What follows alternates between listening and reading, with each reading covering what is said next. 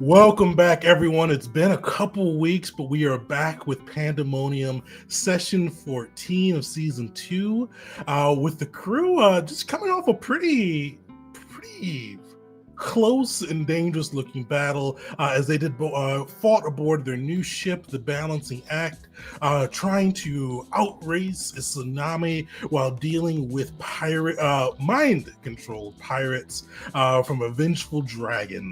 They kind of earned his wrath earlier in the campaign by killing a fellow dragon. But the group was able to pull together, Wisteria doing some pretty clutch piloting, sailing the ship through, keeping it ahead of the tsunami as the tsunami continually kind of churned the sea, gaining steam, and nearly toppling a few of the pirate ships who were not able to keep pace and nearly catching the balancing act. But fortunately, they were able to outrace it, keeping the ship intact. Though the fight with the pirates, the pirates of the group was able to liberate some of their loot from their capsized ship that they found in this unnatural kind of plateau of kind of dagger-like rocks in the middle of the sea, earning some gold and resources for the party.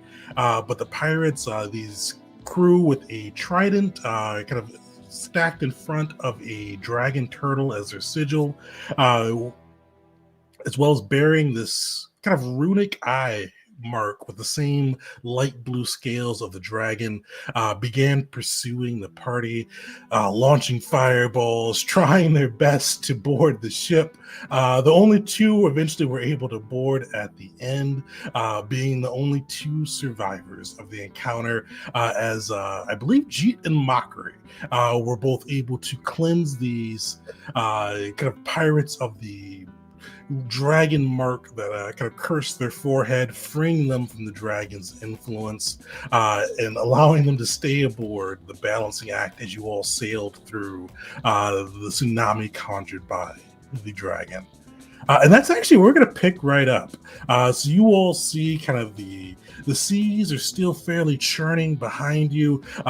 Small light as the sun is starting to descend through the sky.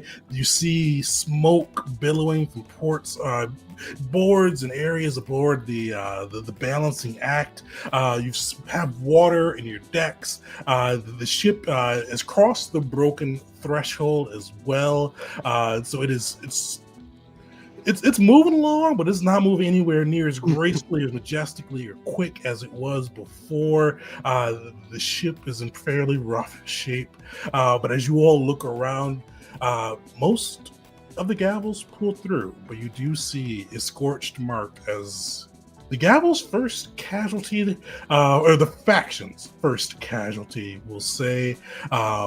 Grayson, I believe you guys ended up naming him, was incinerated by one of the pirate mages' fireballs as they were attacking the balancing act. So you look around, you see kind of a singed mark, the former remains of one of your crew member, and you see two of the pirates, those kind of all both bearing the trident in front of a dragon turtle tattoo on their arms.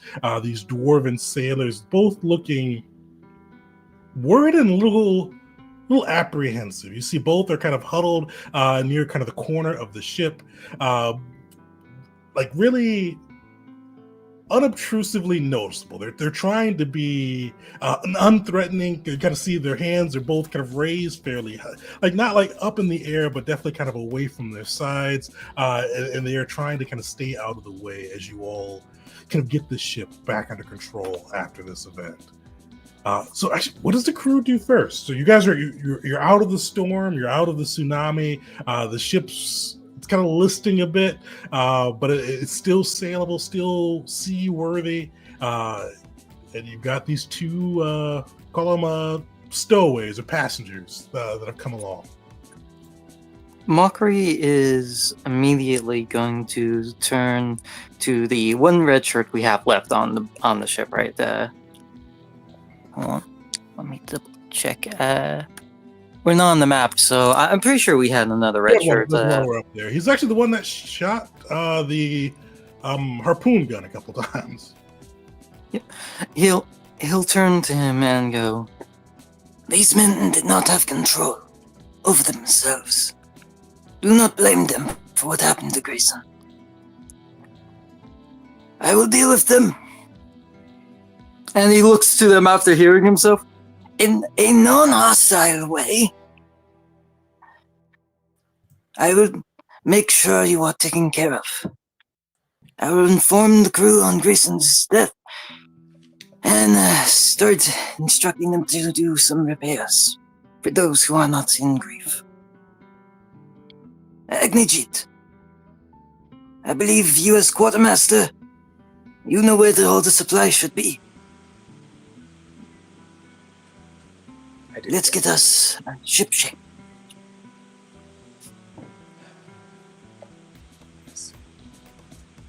Yeah, the first thing Will wants to do is get these two sailors a biscuit and some water and ask them what happened. How do they end up in this situation? You see, like they both gratefully accept the biscuit and water. You see that they kind of one of them chugs the water as soon as he's gotten it. You see they kind of like see a little bit of like they look at you kind of like a little skeptically at first, especially as soon as you open your mouth.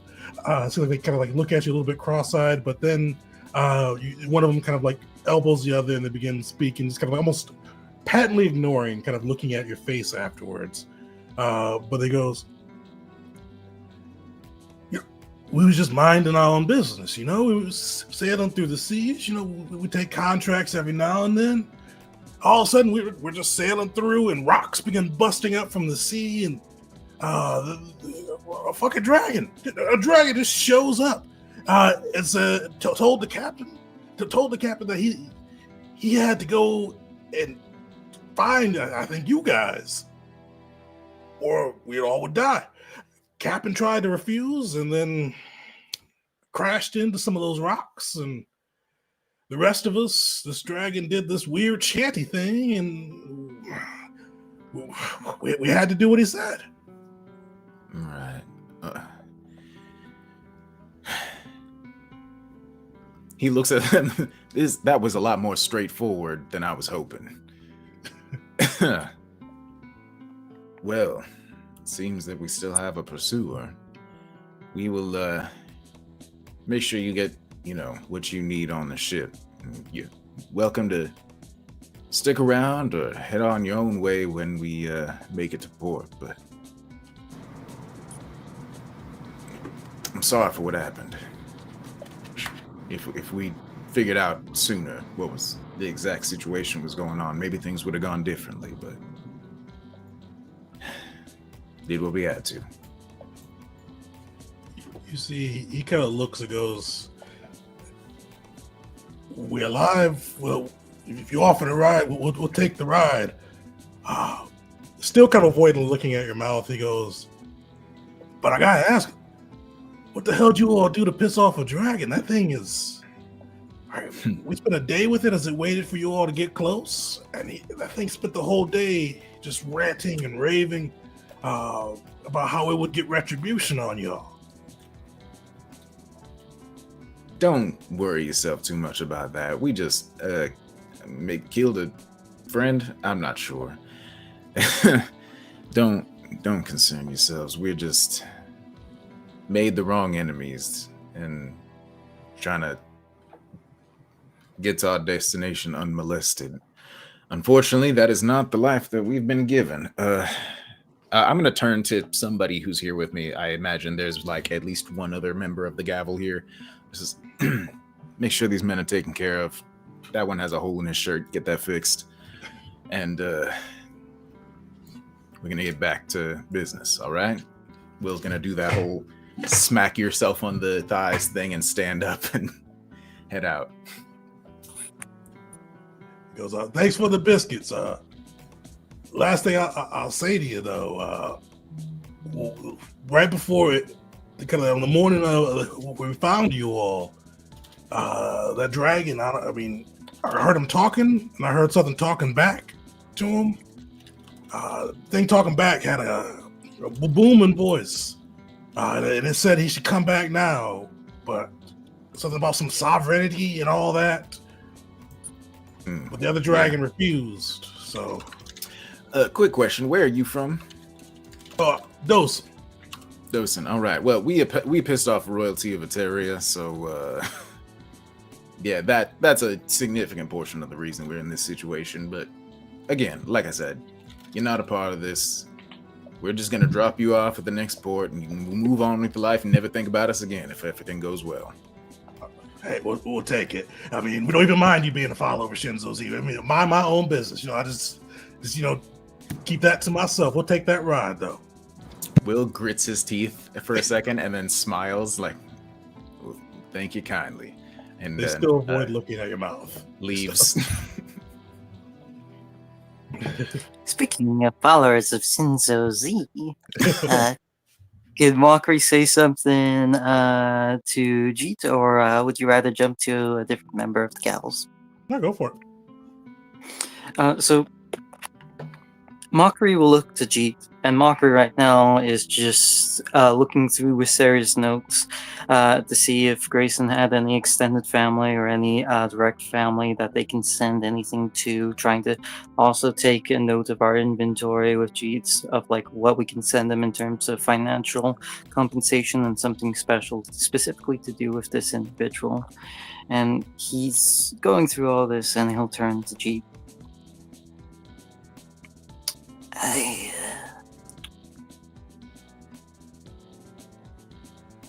I had it in my head I was ready in case anyone under our banner had to fall. I don't think I was. I don't think I'm really ready for anyone who has called themselves a gavel to go. You know?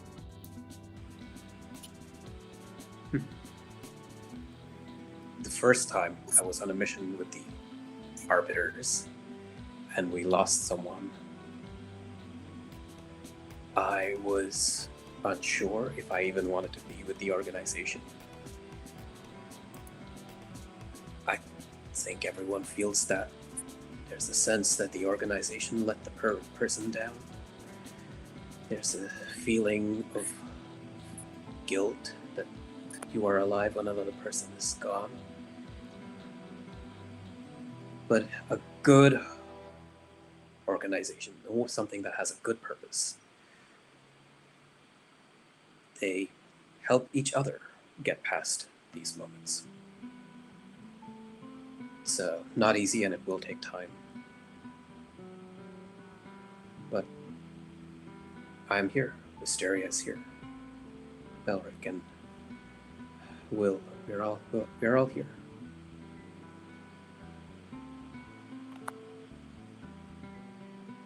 Mockery just run a hand across his face, probably wipe off, be it tears, sweat, perspiration, or some seawater, whatever it was. And he'll look to Jeet. I'd rather keep it that way too. That way, hopefully, we can keep anyone else from suffering the same fate. Thank you for blessing the ship. Let's keep on our job.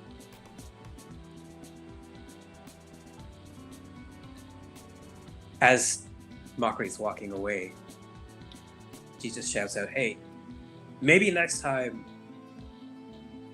we call upon Austin and some of the more experienced crew members to man the cannons, yes?"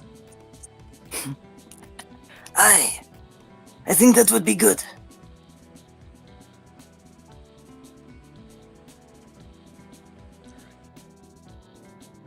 Perfect. You guys are able to go about and kind of and do kind of just get the ship back kind of ready to sail again, kind of do whatever you need to for the day before anchoring down at night, just to kind of rest, prepare yourself for the last leg of the journey.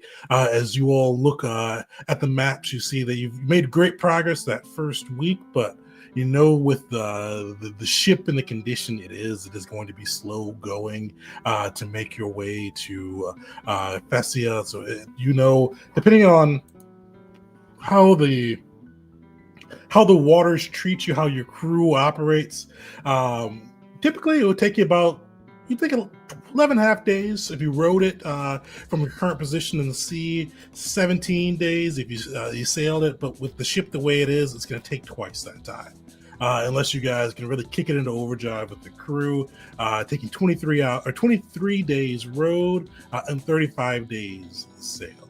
So you guys know that you've got a pretty extensive journey in front of you with this ship that needs a port to get back to true condition. But that's a problem for another day. Before the crew kind of bunks down for the night, is there anything that you all want to do? You know, I suppose now would be a good time for it. I wrote a little thing. If this is your level up piece, I would hold off on that. Okay, then never mind. Yeah. We're good.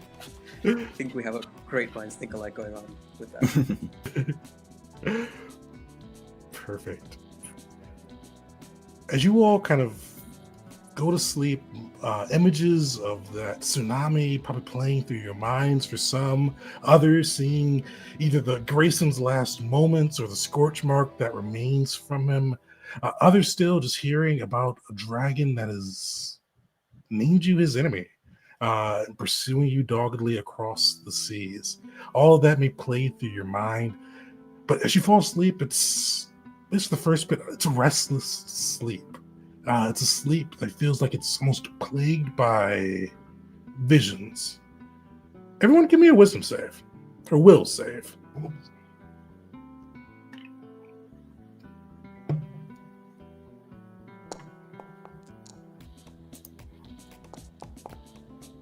Because it matters. If this is a emotion effect, Mocker gets +2 to this. If he succeeds, it's a crit success. If he fails, it is a critical failure. Okay.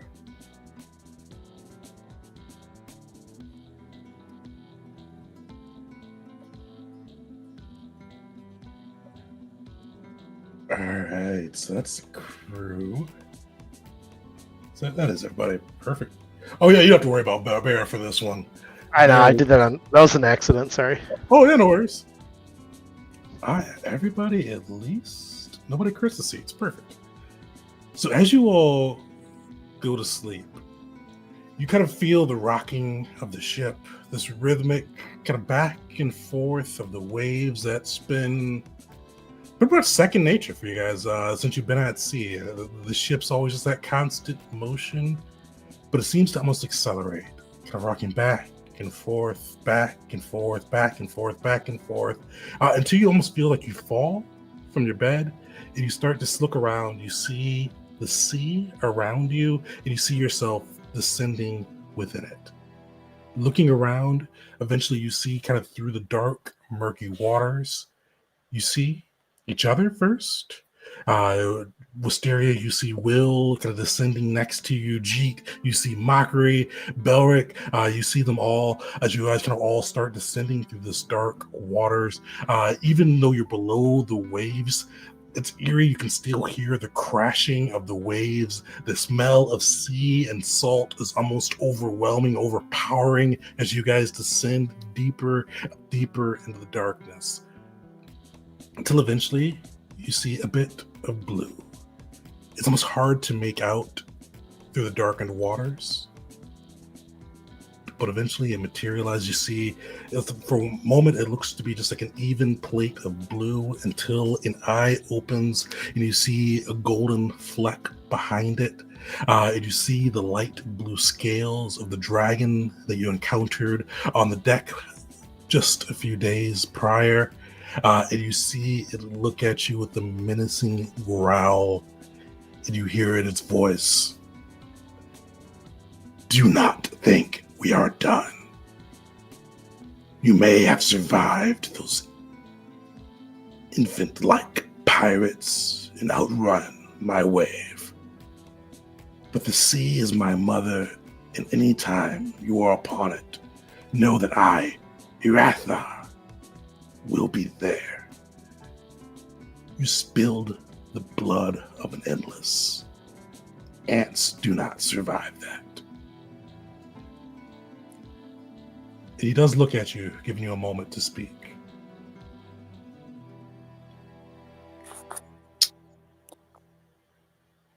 Yeah, Mockery, after realizing he's not going to drown if he opens his mouth, would say, "You are right.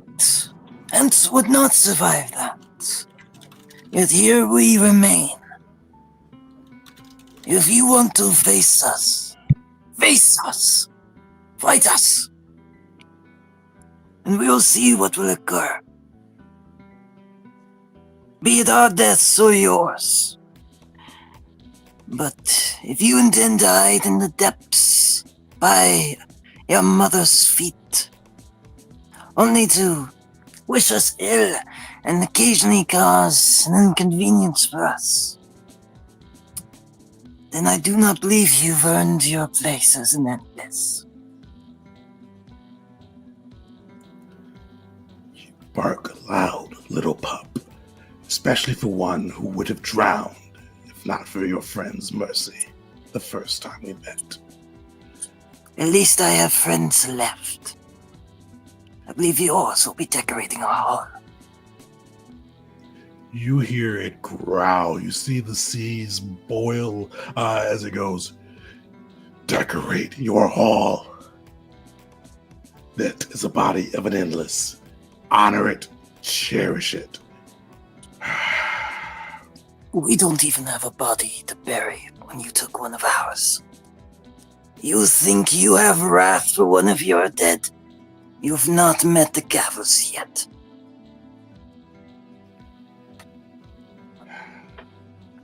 Continue your barking, little dog.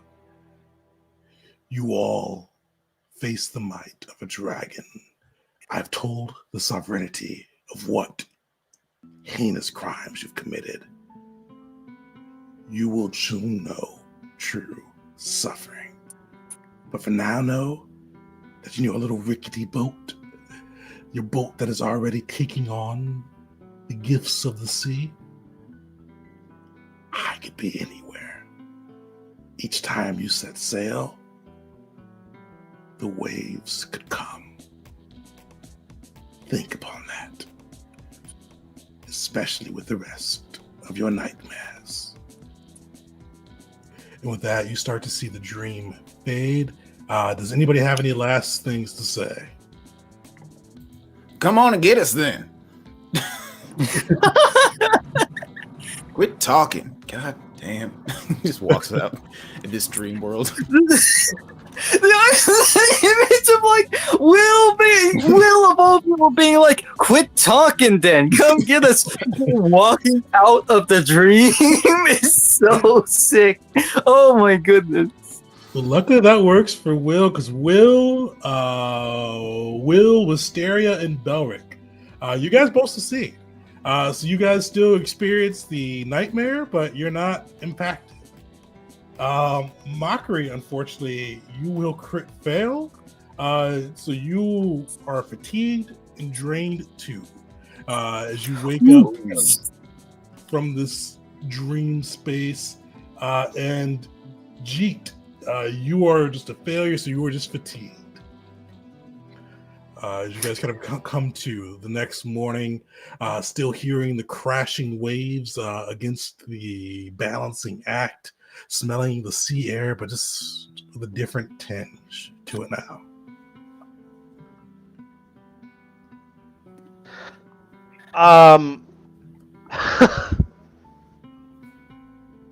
Balric's a little clueless, and I think he would try and approach Wisteria, thinking that she would be pretty knowledgeable about it. So whenever their paths cross next, he would kind of like, "Hey, do you have this dream? Like, was this just a dream that I had, or is this something that was? I saw you." I believe there is some magic in effect there. I experienced it as well.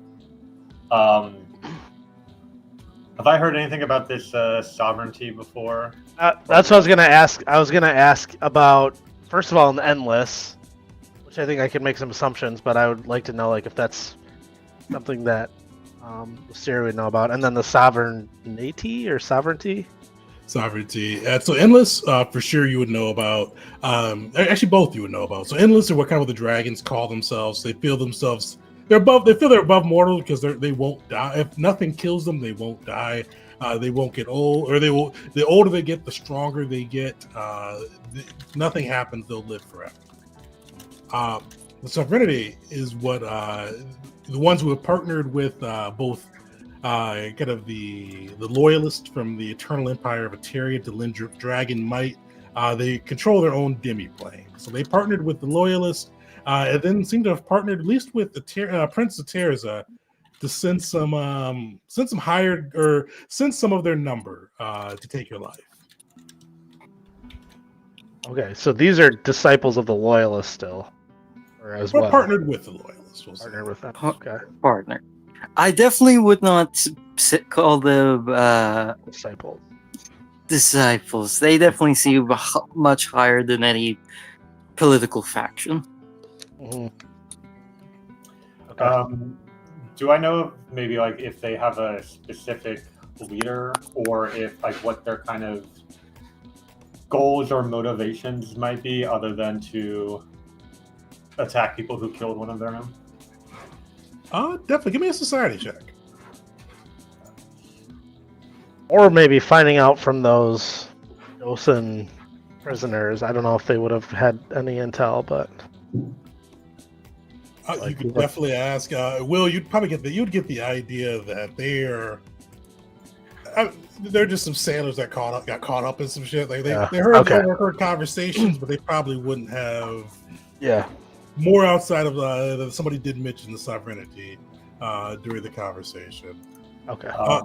And because I have identified one of these creatures in the past, I get a +2 circumstance bonus and an additional fact if I succeed. That might be more against specific creatures than the organism. Yeah, I think that'd be against a specific creature, unfortunately. Yeah. Okay. Yeah, so so you probably read a bit. You've read a decent bit about dragons and kind of the sovereignty and their own kind of the plane of existence on Tanen. The thing that's kind of truly, even with your readings, it's surprising that they've partnered with or allied with Immortal faction. Since the Dragon Crusades, they've not really done anything with mortal politics. They've stayed out of it. They've not really wanted to kind of play around in that field after kind of trying to cleanse the world of mortals a little bit earlier. So this is very unusual for them. It doesn't really kind of add up with what you know. But there are two principal leaders of the sovereignty, or one leader and one very influential person for dragon. Arashin is the king of the dragons. He leads Tanin. In theory, they all follow him. He's one of the oldest of the dragons, certainly the most powerful outside of the divine dragon. So he kind of holds sway there. But there's also another dragon that had significant power, who's one of the last ones to leave the mortal realm after the Crusades ended, Brakashen, who's definitely known to have a grudge against mortals.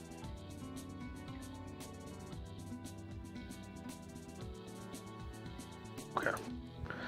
I'll share all this with Elric and say, yeah, I suppose continuing our trend of making enemies everywhere we go. These seem like strong enemies that we don't want to have, but there's other matters at hand. I understand. But, I'm particularly concerned about this one because I don't know about you, but I'm enjoying very much sailing on the sea and having our own ship, and to be under constant threat of attack as long as we continue to do so. Unnerves me a bit. yeah, if I don't know if there's anything we can do to make things right. But if we're ever approached by Irathnor, Rathar, sorry, I wrote it down. If we're ever approached by a Rathar again, in our dreams, maybe we ask if there's any way we can remedy this. Yeah, I mean, given their kind of attitude, I suspect our best bet will be to either get help outside, other than just fighting and killing them, or find some clues as to something that might be more valuable to them than vengeance. But if that even exists, will take a lot of research and conversation. And one thing you would know was Derek. I think Belric, both of you would know it. I forgot who found it last time, but the dragon that you guys killed, and you'd probably assume Arathar is as well, fairly young, definitely under 100 years. So you'd guess Wisteria with kind of your knowledge of the dragons. It still doesn't have much authority within the sovereignty. So maybe we can try to make an ally of a dragon with more authority than your. Oh Lord! That would require us to make an ally, which we have not yet proven successful. So. Yeah. Okay. Just cue comedically Mockery in the background, entirely just trying to drag himself fatigued and drained too. Yeah, we got two. Yeah, just the cockiest. Well, come on then, let's fight. So yeah, Belric will just kind of shrug and be like, "All right, that's what I was afraid of," and he'll kind of waltz away and continue helping around the ship. Perfect. Well, one of the big things now, is kind of sailing through. You guys, you've got some considerable time ahead of you. Who wants to give the D20 roll to see if there is a wind for you to sail upon? Or do you guys even want to sail? Are you trying to get there quick? Are you trying to? And a little bit of a reminder on the ship rules on that side. If you sail, sailing's slower than rowing, but sailing does allow you the space to take downtime, weeks of downtime while the ship is moving. Rowing is more kind of involved, labor intensive, and it does take the kind of the full attention of the crew, so you wouldn't be able to take downtime. Rowing's always available. Sailing does need the catch the right wind with a D20 roll. But what's the group thinking? Sail. I think trying to sail would be ideal. Yeah, I could fill in on the downtime with Wisteria, so every extra week is valued. Perfect. Oh, and one thing I will mention too is, depending on the timing on when you guys get there, is you will have potentially extra downtime aboard land and kind of in a major population center versus on the boat. So in the case that does sway you guys at all, but definitely able to sail as well. Perfect. Well, if you guys are sailing, somebody give me that D20 roll. See if you catch that wind. I got it. Perfect. The winds are blowing. Will, especially you were able to tell off a dragon, escape that nightmare unscathed. You see the sun out, kind of reflecting and enhancing your own inner light. It's a good windy day, good sunny day, at least for you as you get up from this nightmare. Perfect. So Wisteria, we're going to get into our ship rolls there for this week as we get to see how the crew progresses.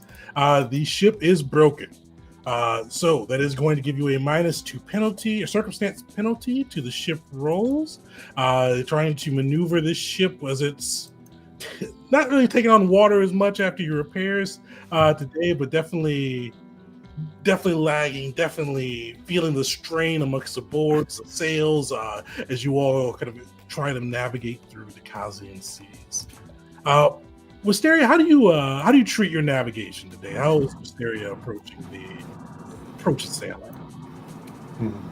So a lot of her navigation is typically by referencing lots of, like, she has the wheel to control the ship, but then like a table on either side covered in notes and papers documenting like the charts where the wind patterns go, the currents of the waves, and she uses all that to kind of intuit the best route to optimize for time.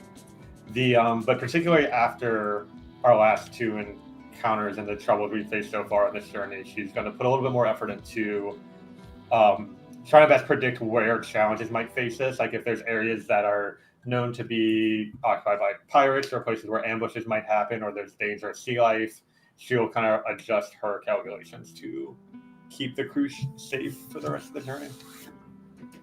Perfect. Give me a piloting check. And you said a -2? -2. All right, I'll put that in.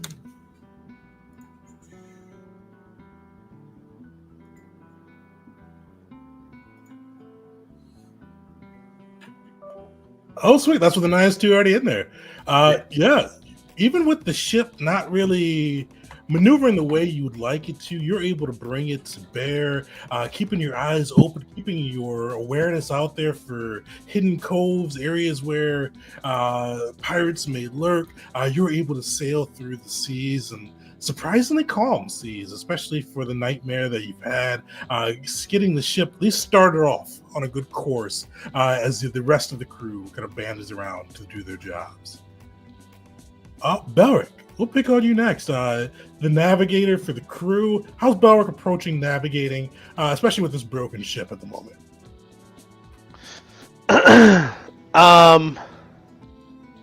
Yeah, I mean, for him, it's just, I think, like, trying to make sure that we're... it's kind of difficult navigating. I would assume, like, maybe the ship is going one way or the other, right? Like, it's broken and damaged, so it's just not doing what it usually should. So he's kind of, like, taking that into account, whatever awkward trajectory it's on, and trying to, like, make sure we're hitting waves correctly to maybe, like, make it as efficient as possible in terms of navigating. Perfect. All right, give me I forgot what Belric does, but you've got the option. I think you do survival. You've got piloting DC 22, sailing lord DC 24, or survival / reception with a DC 25. How's Belric going?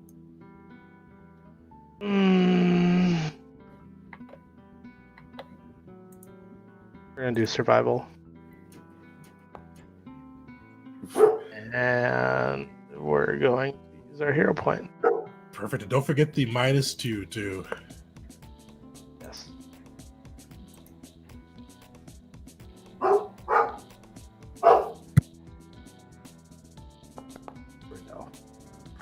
Solid. Is that enough for a... Unfortunately, not enough for a crit success, but still a success. Belric, I mean, a little bit struggling at first as you're trying to account for kind of the ship listing its own way, but you're able to kind of map and kind of catalog and kind of transpose the way the ship's moving to where you need to go and make sure that you are staying on track, earning the group 2 successes and propelling you guys towards it. And just a reminder, too, for how much you all need for this one. As always with Pathfinder, there's 4 tiers. Luckily, you guys are already beyond crit fail. That's 0 successes. You guys are at the border of failure. So if you get at least 1 more success, you'll be beyond that. Success category is 3 to 4. And if you get 5+ successes, that's a crit success. And what that allows you to do is travel twice the distance. So this would make you as fast as a ship normally would be if you get that. So you guys are partway there, or 2 out of 2 so far. Who is next? You guys are sailing. Jeet, how are you approaching as the boat swan for the ship, keeping the ship in kind of working order, especially working order as much as it can be? As you see, there's scorch marks on the sails, cracks in the mast, water in the bottom decks. Jeet, how are you keeping the ship together as you're sailing through? So, yeah, again, he's not an experienced sailor, so he thinks, okay, maybe the best approach is to turn our best side. You know how, like, in photography, it's like just show your good side. We just gotta turn our best side of the ship towards the wind, so the burned and destroyed part is not facing the wind. And then I'm just gonna try and use nature to try and, like, figure out with which directions the winds are coming, so that, like, all our ropes and stuff are, the good ropes are facing that way. Perfect. Give me a nature check. Ooh. Are you letting that one stand? I think I will add. I think we get an extra Yeah, we get 2 because we're. Oh, yes, thank you. Yes. The ship giveth and the ship taketh away. Let's reroll that. Okay, I'll take that. Perfect. That's enough. Yeah. So kind of a similar one. It takes a bit for you to get used to, kind of like orienting the ship, but eventually you're able to find kind of the wind on that side, and kind of orient the ship in that best area to kind of keep it going and keep the strain reduced off the boat. Earning the group the 3rd success, 3 out of 3. And bosun. Okay, I should know that because I watched Below Deck, but I've never seen it spelled out. Yeah. Perfect. So 3 out of 3. And now we get to our riggers. Mockery and Will, who are the ones unfurling the sails, hauling the chains, kind of maneuvering around the decks, especially patching pieces that may break off as this ship that has been fireballed at least 4 times tries to sail through the seas. Who wants to go first between Will and Mockery? I've done a lot of things. Will, you want to go first? Sure. Will's main contribution is coordination when it comes to the ship. He can, because I have Bullhorn and I will use every opportunity ever in this game afforded to me to use it. Will can talk to anybody on the ship, basically. Oh, he also has message. So he's very good at helping everyone stay coordinated and on rhythm, which is, from what I hear, an important thing on sailing ships like this. So that's his main contribution, like projecting the freaking sea shanties out so that everyone can stay coordinated, sending messages, telling people to, hey, we're gonna need a new replacement board for this one. He said sending message to somebody who is down in the cargo hold. We're gonna need another set of boards out here. This part is starting to creak a little bit too much, and I don't like the sound of it. Like that kind of stuff. So that is Will's contribution to the running. Perfect. I think Will last time spent his time kind of getting his sailing legs. So give us the sailing lore there. Yeah. I forget this literally every time. Which one is the one that allows me to modify it beforehand so I can add the -2? Is it Control, Shift, or Alt? I think if you just click it, right? It just rolls it. Oh, just rolls it. Okay. So fortunately, that one won't. But you've got 2 hero points, and the not to jinx you, but the other 2 who have used that hero point have come through. Rolled a 6. That's a jinx if I've ever heard one. I'm pretty likely to get better. Better, yeah. Same thing. I mean, like for a while, probably a little distressed seeing kind of fireball after fireball and seeing how the ship came through that. But eventually, as you kind of get into your rhythm, you start bullhorning those sea shanties around. And even with the crew being a little bit down with the first Gavel's death, with Grayson passing away, you eventually do get the crew singing along with you and working in unison, bringing you guys up to 4 successes. Mockery, you are the last one up. And you are the difference between a crit success, where you guys will move twice the speed in these calm waters, or a regular success. All right. Mockery, who is currently feeling very fatigued and drained, is still going to try his best with hauling the various materials back and forth. The boards that need to go, the boards that need to be replaced, the boards that have been replaced. In the ropes, making sure the ropes that are about to snap are repaired, going back and forth, back and forth, back and forth with his decent speed, decent bulk, but he's definitely looking worse for wear. Mentally exhausted, physically exhausted, most definitely spiritually exhausted. My man is, he might be dragging along a little bit at the end of these days. Perfect. Despite that, let's hope he's doing good. So, how he's doing there. I'm gonna use a hero point. Use the hero point. Just using all of them, man. Perfect. Well, luckily the streak continued on that side. 4 out of 5 on that one. Hero point comeback for success. Earning you guys that last piece. Mockery, you're bringing the boards, even feeling kind of the fatigue and drain from the nightmare spell. You're able to pull through and earn a success, dragging kind of those pieces back and forth. And eventually the crew, like, you guys are working well in concert between Will's songs, kind of getting everybody energized and kind of moving at the same pace. Wisteria gracefully navigating the balancing act through the waves as Belric kind of guides and kind of shines the light on the spots that'll be best to kind of make your way through. And Jeet keeps the boat together and angled towards the wind, earning you guys moving twice the speed, which normally would be 14 days worth of travel and 7. But unfortunately, with the ship being a little bit broken, there's 7 days, kind of knocking 7 days off that journey, bringing you guys down just 10 days sail that you would need to reach the Festian Islands. But the nice thing with this one is you guys do get your downtime with sailing. So I'll kind of pick on the crew. So first off, go over kind of what you want to do for your downtime, and also you guys are with this, you'll be fully leveled up to 9 at this point. So if you guys do have any pieces you want to highlight there for your characters, feel free to go into that too. 9, I think, especially for Pathfinder, is like this is like getting into, I'll call it the semi-pro leagues on this side. You're getting into skills that are not widely available. Definitely kind of talented, noteworthy, kind of your application for the things you're able to do. So definitely feel free to kind of pump that up a bit. So yeah, who wants to go first? Downtime and anything they want to go for the level.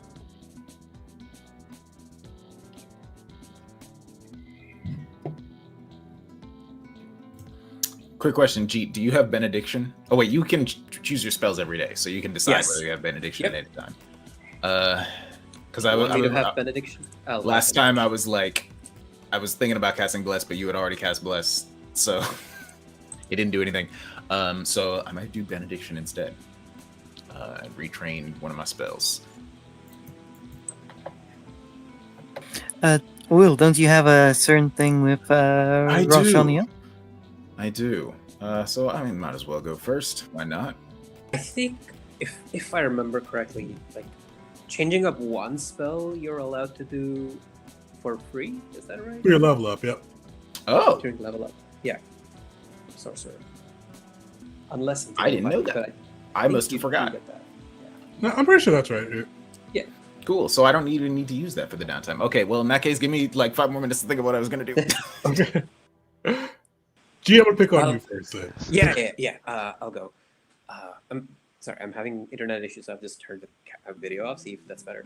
So for Jeep, the loss of the shield, it's still it hits him very oddly. Like it hits him. He has been using the shield. I don't think he's had a shield break on him. I've been cautious enough to not use a shield to the point of breaking. But now that it's gone, he's just like thinking about what can be done about it. And he already has from his divine spellcasting the shield spell. So he thinks how he can combine that with his actual shield and not have to rely on physical shields anymore. And so this is going to be the downtime retraining where I'm going to change up my running tackle feat for advanced domain, and I'm picking up might is Jeet's domain, so I'm picking up the advanced spell, focus spell from the might domain called Enduring Might, which in the game will act as sort of another spiritual shield that Jeet can use to protect himself from damage. Nice. That Heck yeah. is one thing. So this way, you guys don't actually have to worry about buying me a 360 GP shield, because I'll keep breaking them. Like I just get up in the fray too frequently. How did G go about kind of training himself on that side? It's a good question. Probably like getting some of the. He'll go for like a twofer where the people who are not as experienced Gavel members, he will say, "Oh, hey, let's train." And as he's training them, it's just like his fist, and he tries to keep calling upon prayers to shield himself from their blows, as he's also teaching them to take a few blows to the chin. And so, yeah, he'll do that.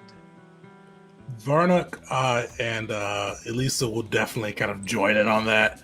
Kind of both Elisa kind of quietly, like just looking for pinpoint spots to strike you, and Varnock, this lizard folk with a big old smile on a scaled face, just trading blows with you as he tries to find a way through your defenses and help you strengthen your new shield.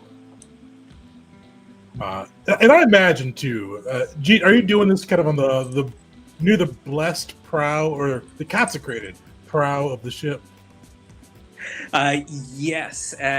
I forgot about that.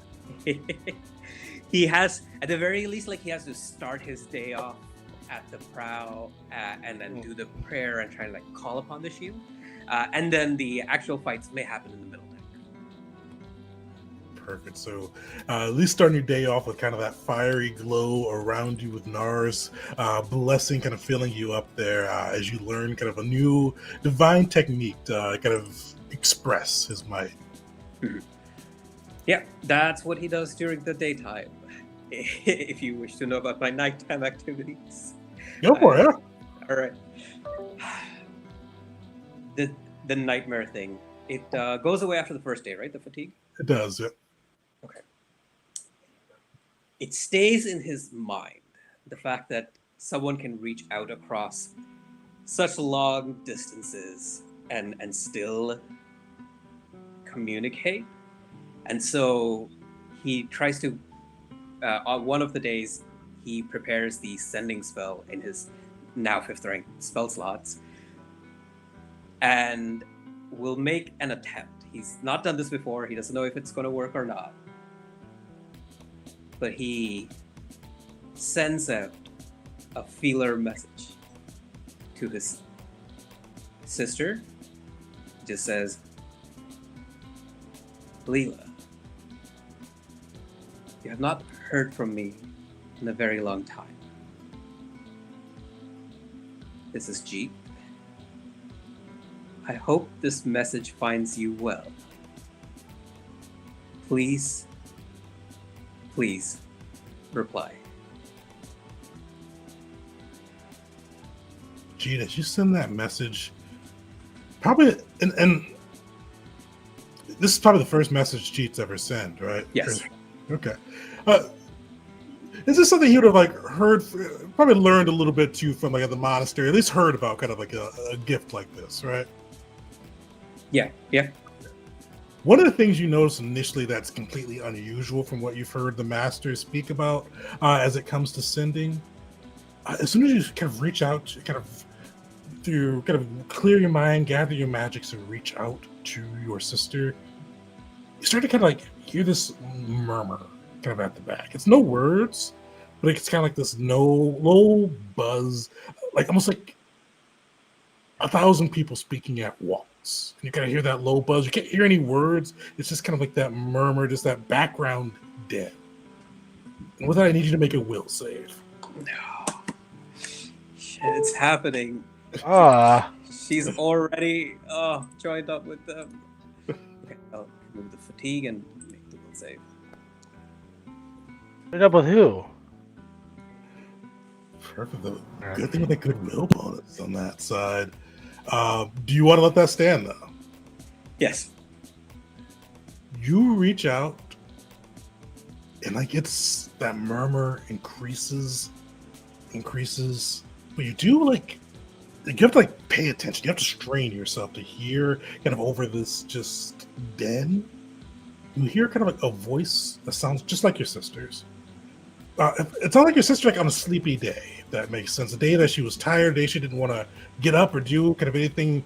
It's kind of lacking the usual expression, the usual kind of emotion or vim or vigor that your sister has. but you do hear a reply, and as I said, you have to strain to kind of hear it over this background noise. But it goes, Agni Jeet, my brother, it is pleasant to hear from you. Of course, I would reply. I want to see you. Join me. We could be together in the one, the all, and the only. Would you like me to continue as we talk over like a couple of days? Yeah, you definitely can. Okay. Don't say it like that. Say something else. Okay. So the next day, he during the training during the daytime, he's just more distracted. So he's tries to shield himself, but he takes quite a few punches. It makes the crew feel good, but it's just his distraction. At night, he sends the message.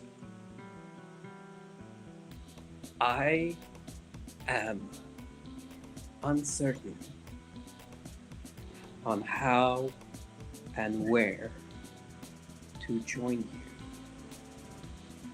It is good to hear from you. Tell me more. You hear that same den. Give me another will saving throw. Are you gonna let that stand? Yes. You hear two things. For like the first half of this message, you hear your sister's voice, but like almost starts to morph as you hear it. You hear your sister's voice, that same emotionless, kind of listless voice go, of course, we want you to join the one, the all, and the only. I am in Messia. And as she says Messia, you hear it warp. You hear the voice go from kind of like this emotionless list to like swarmy confidence bordering on arrogance. You hear it morph from kind of this kind of woman sounding voice, somebody taking on aristocratic tones. And you hear this voice kind of just almost barge back at you over the connection. My friend, she is my follower now. You play with fire. She belongs to the one, the all, the only. To me. Be done.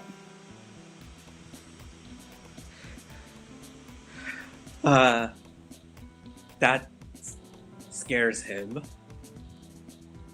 Whatever has had to happen has already likely happened.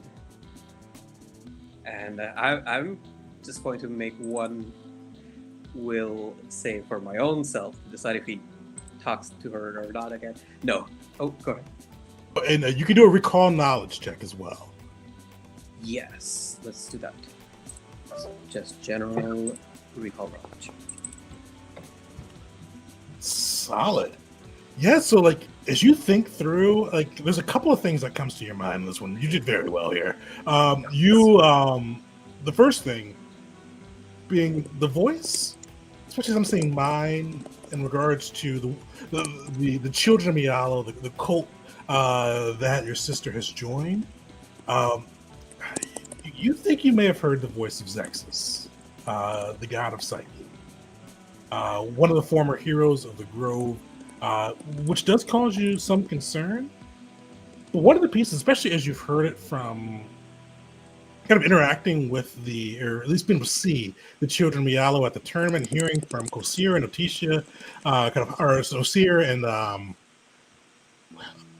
head librarian Elena on how the cult operates, that she was able to speak with her own voice. Mm-hmm. That Zexus's voice eventually came, but wasn't the one that you got initially. Mm-hmm. It's a good sign. Yeah. I mean, she's still an individual. There's still an individual in there, I'll say. She has her individuality. Oh, okay. In that case, I want to roll. No, yeah. So what I want to do is have a more generalized role where he is going to keep reaching out to her, and it won't be anymore to like ask information of her. It'll just be to try and maintain that sibling connection and maybe remind her of the time their father cooked mochi, or when they were out on the field, or that one incident with her friend. So just to maintain the human connection. And so, yeah, it won't be anything like specific. It'll be just that. Perfect. Give me one last will save. All right. Nice. You're able to, on the kind of the remaining days, she doesn't reply, but you can kind of like, you hear that same din. You don't feel, I should have mentioned something too. When you felt, when Zexa spoke to you the last time, you felt like an intense connection reaching back at you as you kind of went through the messages. You don't feel that again. You hear the din, but you're almost able to like, just feel your sister's presence through them. You're certain she's hearing these messages, but she hasn't replied. But definitely, you're able to kind of keep that connection, keep reminding her bits about her almost. Cool. And then one of the days, without telling her exactly why, he'll go to Wisteria and confirm with Wisteria. Hey, Wisteria, we have business in Messia, right? We have the Emperor's soul, like a piece of the Emperor's soul in Messia. Yes. The answer is yes. There's also some vampires there that I think Will wants to deal with. Wonderful. Yeah, excellent. And then he'll sleep. That's me. All right, who wants to go next? I have thought of what I would like to do. Right. I don't even know if it will do anything for me, but it's what I want to do. I've been thinking recently that I have some things that I don't think I'm ever going to use that I like bought for myself or found that I'm like, I could like sell these and maybe make a little bit of money back, but I'm like, what if instead I used it to build some goodwill? So I have some goodwill. That's dumb. I have a scroll of fear, a scroll of force barrage, and a wand of grim tendrils, all rank 1. And I kind of doubt I'm ever going to be casting rank 1 damage spells, and I have extra fears that I don't know what to do with even. So I would like to see if I can find somebody in the Gavel that I can just like give them, like not all to the same person, ideally, just like, hey, I've got these things. We're going to need to outfit ourselves. I want you all to feel comfortable and like powerful with us. So yeah, they're just little, I don't know if it's a huge thing, but I think wants to spend time trying to build up morale, I think. Definitely. You're able to, between I forgot who can, I think Christine would be able to cast from the B squad, and then Austin and Marson, I think, could use both those. Fear is a cult as well. So they should both be able to use the fear and the grim tendrils. You're able to kind of distribute those out, and we'll figure out exactly who they go to. But outside of even just like kind of distributing materials, how does Will kind of go about kind of bringing good cheer? Like we're trying to build connection, I'll say. Will, you all would have probably noticed over the past, over the course of time, Will has been all smiles recently. Like, important to note, also, Will was not there for the conversation where Mockery had a sudden realization. And a sort of change of heart, perhaps, if I remember correctly. Will wasn't there for that. But for the past few days, even this whole week, he's just all smiles, trying to build people up. We see a montage of pats on the shoulder, bright smiles, helping people with their work on the ship, sitting around one of the galley tables and just like having some tea with a few of the other members of the gavel. Just generally just making friends, trying to see what the feelings are around here, how people feel about things, and pointedly just doing his best to ignore the strange looks he get if he opens his mouth too wide. And luckily with the gavels, they're kind of used to it so the gavels will look you in the face. You don't really see strange looks from them. It's almost enough that if you don't interact with the pirates, or if you just kind of forget about it, you almost forget the mark is there. The gavels, like, they respond to you kind of reaching out, kind of the pats in the back, the conversations. The mood initially was a little bit down as you kind of started this, with the death of Grayson, the ship in disarray, the sea and dragons itself coming after you, but kind of reaching out to cheer. You're able to bring morale back up, get the crew talking, get the crew singing with you as you go through your daily preparations for the ship. Just getting the gavels in a much better spot.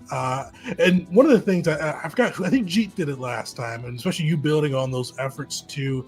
The gavels were pretty unsure, especially like a lot of the red shirts, or even some of the kind of officers, with how the tournament ended, how you guys had left Eteria, but kind of going through and continuing on those building efforts, kind of continue to reach out to them. You're building a stronger gavels, like a stronger foundation, especially now that you guys have set kind of your 3 core guiding principles on who you are and kind of what you all should and would do.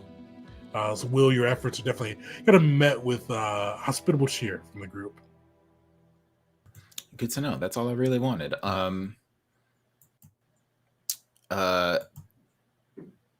And then I guess I did, like I said earlier, I wrote a little something to show off some of the new things that I got, and I just thought it was a fun little thing. So if you'll indulge me for just a moment, I would like to read you something. I don't think it'll take that long. And keep in mind that Will has now a +20 deception these days. Will spends the whole day wearing his brightest, most shining smile. He works with the crew to keep the ship running. He gives words of encouragement to the people working under him. He checks and rechecks every part of the vessel under his responsibility. It is only after night has fallen and he has found a place on the ship to be alone for a moment that he finally breaks down. He cannot contain the emotions he's been holding in any longer, and so he lets glittering tears flow freely. Suddenly, the dark room is bathed in golden light. Looking up, Will is shocked to see an angelic figure standing before him. 6 translucent golden wings encircle a warrior draped in silver armor. The being has no face, or perhaps her face is merely concealed. It is somewhat like a dream, but it still exudes a comforting tenderness in spite of the battle-ready appearance. The figure is somewhat small in stature, but mighty in presence, and its feet barely touch the ground as it glides forward. Will nearly falls over when it reaches out to touch his face. Vessel, your predicament is your own. But we hear your plight. We will grant you some of our power. Use it wisely, lest we take it away again. Its voice sounds both like a small child and a terrifying monster. This aspect of Rashanael wipes a tear from Will's cheek and then turns his face upward by lifting his chin. Remember, you are the will of Rashanael. Your voice is our voice. Nothing is beyond your power. And just like that, the angel is gone. Will sits in stunned silence for a moment, eyes slowly readjusting to the darkness. He can still feel the fading warmth of the golden light on his face. It feels as if he has just come indoors on a hot summer day. Will stands up, clears his throat, and speaks to Blessing of Sandriel. That was the thing I wrote.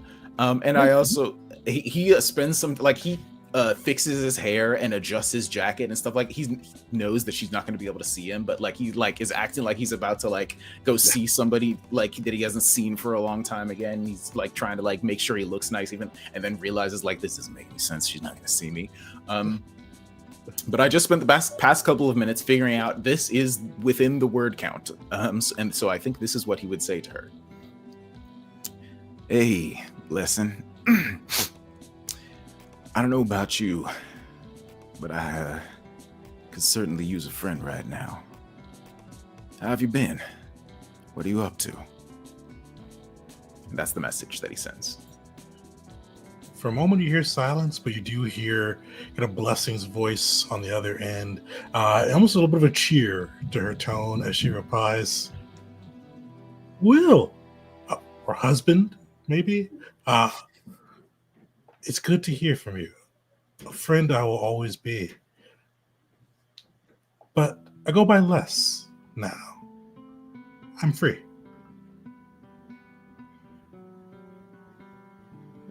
Will she? If that's the end of the message, Will just freaking sobs like after hearing that. Like but this time it's like tears of joy. Like just so glad to hear her voice, and she has a new name, and she's free. What does that mean? It just like spends the next like hour like just freaking out, just like not sure what to do with himself. And I think for the rest of the time, he would probably send her like one message a night, just trying to catch up, find out where she is, and if she would like to meet him, he has a scroll that he can use to make sure she knows exactly where they are at any time. But he won't use it unless he thinks that she's like reasonably close. Like if he uses it out in the middle of the ocean and she's like halfway across the world, it's not going to be helpful. Definitely. So she's actually kind of where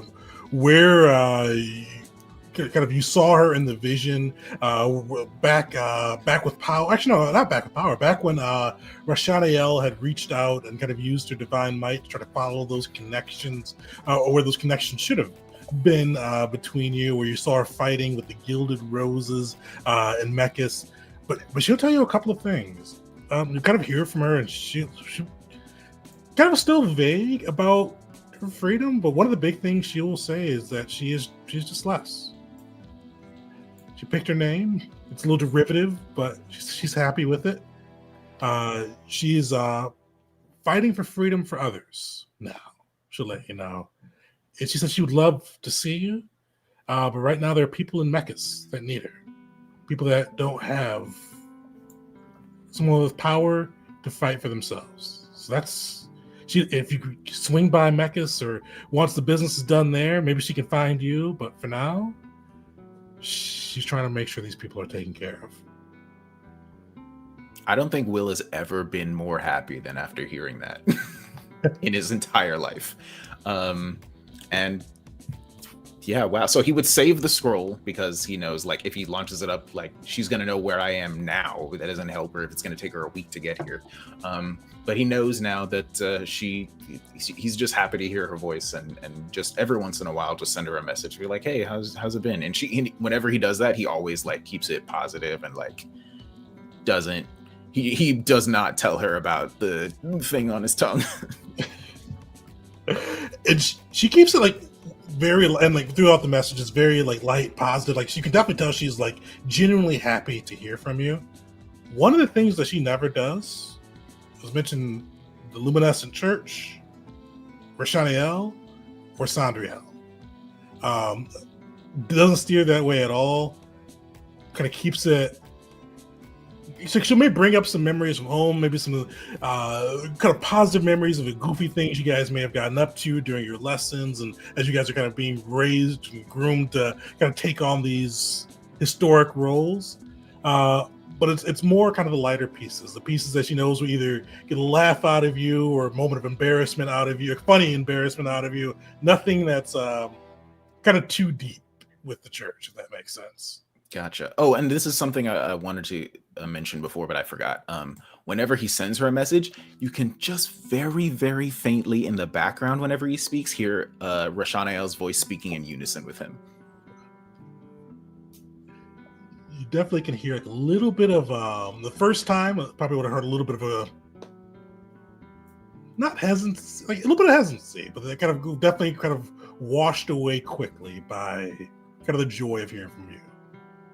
All right. Well, yeah, that's me. That's my downtime. Will for one day, just like laying in bed, just like staring up at the ceiling one day, just says like, Rashanael, thanks.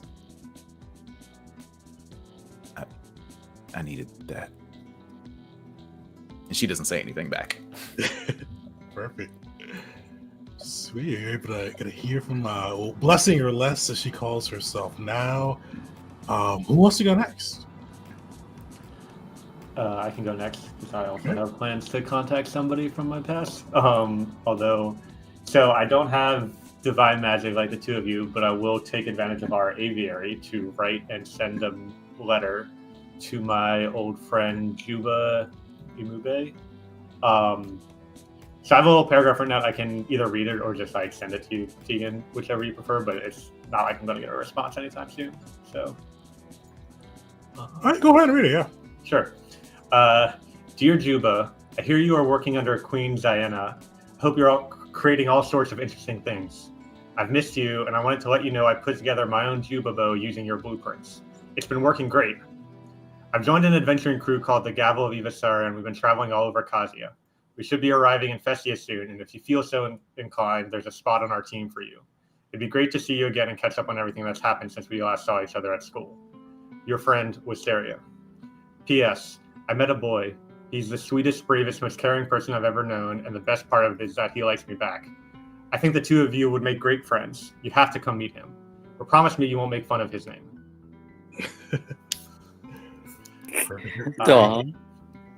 And then for my downtime, I'm going to... So Wisteria's kind of current objective is to find a alternative patron for Mockery that won't screw him over. So she's going to try to do as much research as she can in the library with the book she has to find if there's any clues of like a certain god in their past has like taken on somebody who was formerly perceived to be like corrupted or something like that. So I've gone through the gods that you have and I kind of have my best guesses at who might be good candidates, but you know, Wisteria is always driven by the information that she finds rather than her own intuition. So if her research uncovers anything that might point her in one direction or another, that's kind of the lead she would follow, I think. All right, give me a religion check.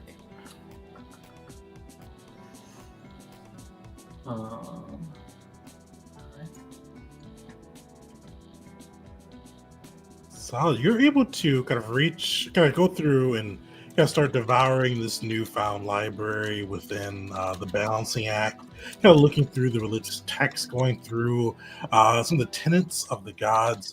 And you notice a couple of things. And I'll start with the hard parts first. Mockery has served the infernal gods, which alienates some gods from the start. He's betrayed the most of said infernal gods, and then pledged himself to Shinzo Z, who pretty much nobody really likes. It's kind of been a nuisance and a menace to Kazia, a death bringer, chaos bringer since his inception. You see on the face of it, it's going to be very difficult to find a god that will... Fighting gods that'll overlook the infernal, especially somebody that's turned away, not too hard. Finding gods that'll overlook betrayal, difficult.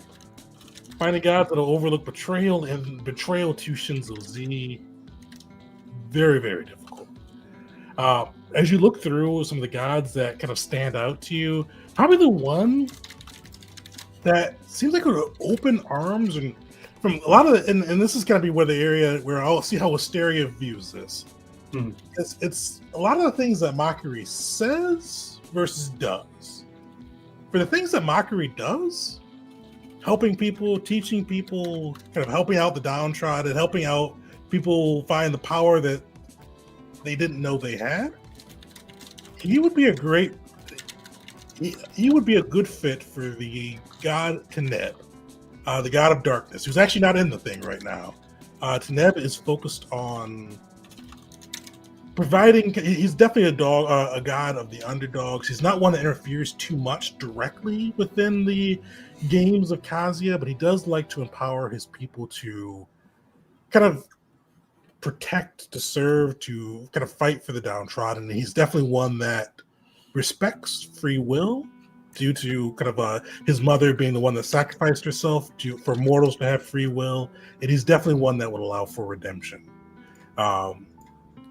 He's the god that created Messia too, as well. He's the one that kind of helps spirit away. Actually, yes, Westeria, you know him a little bit from that side too. He's the one that kind of allowed the orcs, or most of the orcs, to survive after the Third Great War of Khazia, when there really wasn't a place for them otherwise. And that's what Mockery does. That would be a great fit for Taneb. He's all about free will. He's all about redemption. He's all about helping the underdog. Mockery's stated goals of one world, one empire, a hell regime, a lot of kind of the conquering and pieces like that wouldn't fit for Taneb. So that's a little bit of the hard part on that side. You kind of see almost that dual contrast there. One god, though, that could stand out as somebody that could take him in if he's able to prove themselves worthy, and it would definitely be work on his side to prove themselves worthy at this point, is Hera, goddess of nature. Nature rewards the strong. The strong are able to do what they like. The weak are eaten, the weak are food. That is a circle of life. That's a circle of nature. Not really much for organized conquest, but she does respect strength, and she does respect strength that can be used to protect her gifts. Her father, Issei, was the one who led the Infernal Invasion, and there's rumors that she may have had a part in it, especially since she was able to capture his Tarask. But you know that she is not fickle, but definitely it'll be work. It'll be a significant trial and effort for him to be able to both prove that he won't betray her, that he's done with the Infernals, and that he would make a good champion for her. Gotcha. So one other one that I kind of had in mind, just reading through what you had written, and I think Wisteria might also try to, given her personal current circumstances, would be interested in pursuing this route as well, is Maya. And kind of just thinking about how, from Wisteria's perspective, Mockery is full of love. He cares so much, not just for her, but all of the Gavel. And he would lay down his life for any member of the Gavel in a minute. Not to mention Maya's connections to the infernal gods in the past. Seems like that's something that she would not be as opposed to. But I'm wondering if Wisteria comes across anything in our research that would indicate that wouldn't be a good fit. The thing that would turn her off on that side is Vinnick, the person who recruited Mockery into the Hell Knights, is her son. Right. So Mockery kind of directly betrayed him.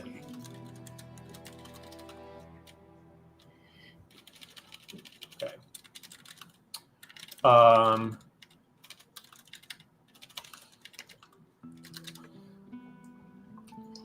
So then, okay, Taneb and all right. So that gives her a lot to think about and figure out what next steps might be in pursuing. Probably looking for followers of one of those two gods once we arrive in Fesia. But I think that's all she's going to do with that at the moment. Definitely with Taneb, you would know that his followers are kind of varied. He's some of his followers, he protects the downtrodden, he protects those without. Some of his followers are even thieves who kind of steal to help fund other endeavors. His morality on that side is pretty lenient. Others who kind of help refugees, those who help free people. His followers are definitely they're fewer than some of the bigger kind of more active gods. One of the things Wisteria would really find with Taneb too is he does kind of occasionally interfere with building Messia and using some of his divine might. He was also the one that gave sentience to the bestial men like the Strix, the Gnolls, all of those type of creatures. But typically he just doesn't get involved. And the reason he doesn't get involved is he feels that gods have so much power that when they do get involved, they almost take away the free will of other creatures. So he tries to stay out of it, but occasionally, if he sees something that he just really can't ignore, will get involved. And one more question about Teneb. How, I mean, obviously he's, welcome in Messia. In other nations, how is he treated, if somebody's like publicly a follower of Teneb compared to like the Infernal Gods? Teneb's actually pretty well respected across Calcia. He doesn't really make enemies because his touches are usually light enough that it doesn't anger any of the other gods. His followers, outside of there's sometimes a stereotype that he could be a thief. The wealthy, probably not as well received in Mokulin. Now that I think that out loud, but outside of that, especially because he sacrificed a good chunk of his own kind of divine power to kind of grant the Beastmen sentience. So he's pretty well revered, but definitely kind of the most in Messia and Grove City. Gotcha.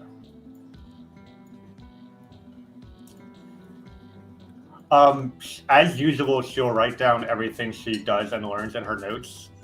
So if Mockery is reading through her notes, he might come across this sudden weeks-long research into these gods and notes on her thoughts about them and how good of a fit they would be, but she wouldn't, at least at this stage, say anything or approach anyone about it yet.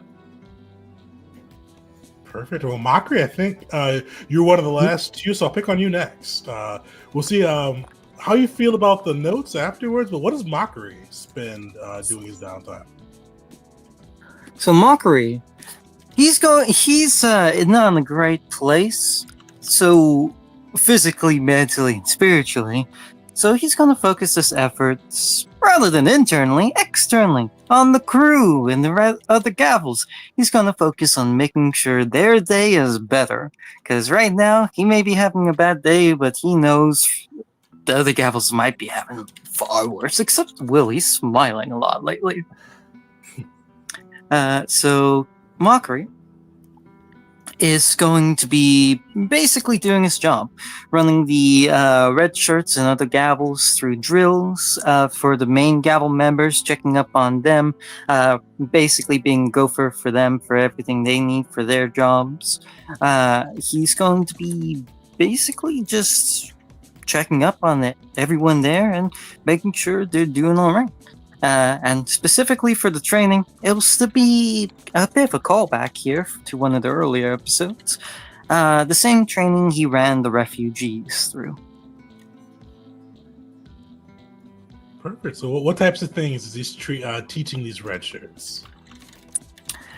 Given the fact that we've mostly had them on range duty and more dexterity tasks, I think he'd take on more of like the stealthy side of things. Kind of like the same training he did with Belric and Wisteria, while also still teaching them like the actual combat side of that, So things that would be more like rogue-based or close to it, assassinates and whatnot. Things to do with stealth, thievery, acrobatics. Not necessarily his strong suit, but things he's all trained in. Perfect. Pick one of those three skills for me and give me a roll. Alrighty then. Okay, so we're going to use the Hell Knight's plate feature with Sinza right here. So if this gets worse, we know why. That will push you back up to 3 with Old Shinzo. Yep. Okay. And then 32 for stealth. Yeah, you kind of hear a whisper. You hear a whisper in the back of your mind as you're going through these trainings. The whisper almost is indecipherable though. But you just hear kind of like this whisper, like almost like feel like this cold breath on your ear, those moisture kind of in there, those whisper. And as you look back, you see your shadow smile at you with this Cheshire-like grin. But yeah, you are like on fire teaching these red shirts how to move, how to kind of be unseen, how to blend in with the shadows. Almost seems like the shadows try to help cover them up as you're teaching them this training. So that actually goes in perfectly with a flavoring I was going to do with one of the feats against with his ancestor one, Laughing Cola, which gives him the battle cry feat. So that one I was going to flavor as, oh yeah, as he calls out and does all his training, his shadow, he casts the longer shadow. That's perfect. Perfect. And with that too, the red shirts didn't have a ton of skills, so I'll give them stealth as well. Yippee! We'll take it. Perfect. And then at the end of the week, you get a chance to actually, does Mockery read notes at the end of this week? Absolutely. He always reads the notes. Yeah. He's rather touched by it right there. But he does quirk an eye at Hera, goddess of nature, and actually goes to Belric to show him this one. Like, Deneb, I understood, but the goddess of nature, for me. But you as a follower of her, I believe you can understand the sheer irony of that. Muted. Thanks. That's the beauty of Hera and nature itself, is we go by the natural order, and we accept the natural order. We bring justice to those who harm the natural balance, and that seems like something that you've lived by. He thinks about that for a moment. To a certain extent, yes. But at the same time, and he gestures to himself, all the warpings and corruptions, the blessings he would call them, the horns, scales, feathers, and extra tufts of fur, and his enhanced musculature, the iron veins that run through him. Mm-hmm. I'm far from natural at this point, and I was born a runt. If it was up to nature, I would have been dead. And it's often been the case that I've worked to defy that. I think I was about to say something that Will might have liked it. He looks left and right to see if Will's listening. That mutters a damn under his breath when he sees he's not. But I do like giving those who cannot truly defend themselves the understanding that they can. Oh, go ahead. You said that you feel like you're not, like if it was up to nature, you wouldn't be around. Perhaps it's because of nature you are around. That's one way of looking at it.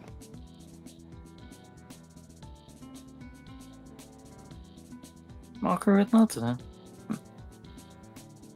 Thank you for this. Wise words, wise hunter. I am not wise. Yeah, I'm not wise, and I have a lot to learn. But, I'm happy to share what I've learned with you and learn more together. I hope to do so. Truly. All right, with that, Belric, you are up. How does Belric spend his week?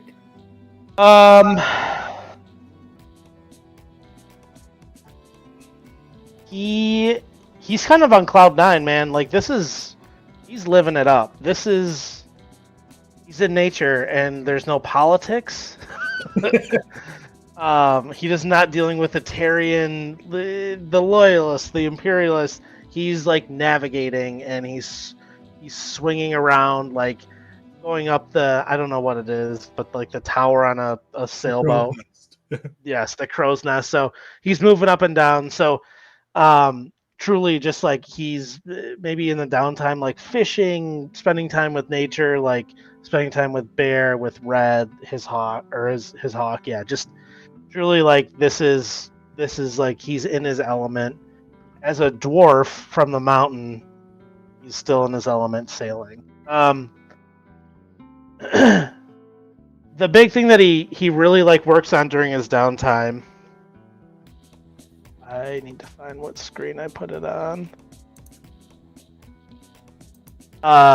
Is there's two kind of things that change about him over the course of a week. One of them is he starts really targeting, like he really like focuses on his accuracy with his arrow. So during his downtime, maybe he's catching some fish and throwing out some of the remains and shooting at those remains. So like as they're moving, I think one of the things that happened was that freaking mage shot at us like 4 or 5 times and really screwed up our boat. So in his head, he's like, I can't let this happen again. Like I need to be a better shot. So he's forgetting gravity weapon and he's gaining hunter's aim, but that's really what he's doing, is just like practicing his aim while he's moving on the ocean. Really practicing his target practice. Perfect. I feel like you could like get some skeet shooting type thing with Red grabbing a fish and like throwing it in the air for you. Yeah, I like that. Yeah, Red's flying up there and dropping it, and then I'm shooting it out of the sky. So, yeah, that'd be great. And then the other big thing that I get at level 9 is going to be like mountain stoutness. So it increases my maximum hit points. But so I think like the way that this happens is like just like the acrobatics of moving up and down this crow's nest. Like it's not something I really did in Atari. It was like this up and down movement, any sort of acrobats. Like it was very solid land. So he just like kind of gains this bulk and strength to him over the course of the time on sea that helps his dexterity. Perfect. I mean, And health, as you're kind of going through the hunting, you notice too, like the two dwarves, the two pirates that you guys brought on board, like they're hanging like pretty close to you through this whole thing. You hear one of them go, "Didn't know a dwarf could sail, but outside of us, I mean, usually the rest of us are down underneath the earth. So good to see another embrace the sea." Yeah, would I like I was actually gonna ask about this way earlier, but would I recognize like any like I don't know if there's an ethnicity amongst the Dosan Federation, but like I'm from Doza, so would I recognize like a Dosan? You definitely recognize these guys. Don't look like they're from Doza. You'd probably guess like they're probably from Meta, kind of from the way, kind of their accent, the kind of the way they carry themselves. So definitely like a lot in common with kind of being dwarfs from Dosan, the Dosan Federation. But a little bit of a different, like different way of pronouncing some things. And they wouldn't be, man, I'm sorry I forgot, but like the who peddled the Ark was like the. Oh yeah, so they're definitely not like peddling Ark or anything like that. Okay, cool. So yeah, I think like like I would certainly like gain friendship with them, and yeah, like, you know, hey, we're making the ships. We might as well be good sailors within them, right? Aye. Yeah, I do what I could to help them out.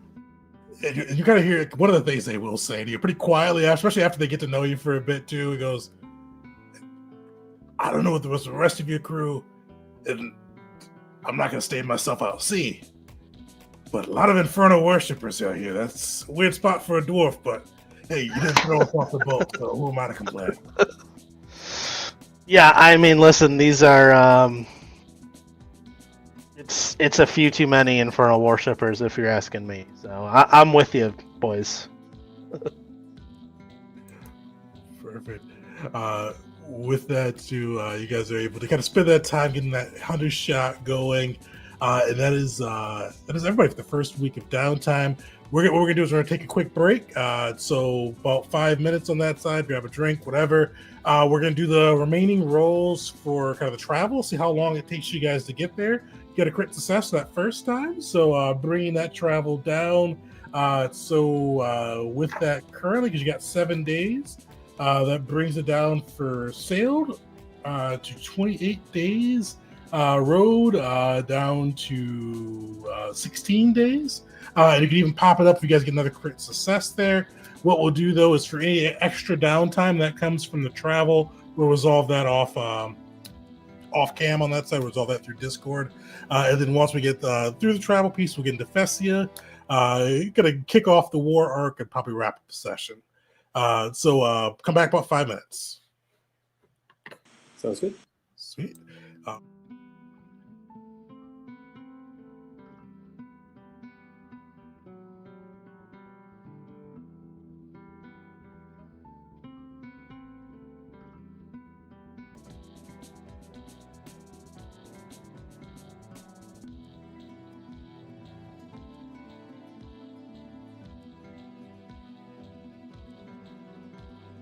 Welcome back, everyone, to part 2 of session 14 as the Gavels kind of cross the seas of Kasia. And so far, they've had some calm seas for their travels at least, and have made some great progress, even with their broken ship moving twice the speed that they should have been able to do so, as they kind of continue making their way towards Fesia in the war to retake Kata.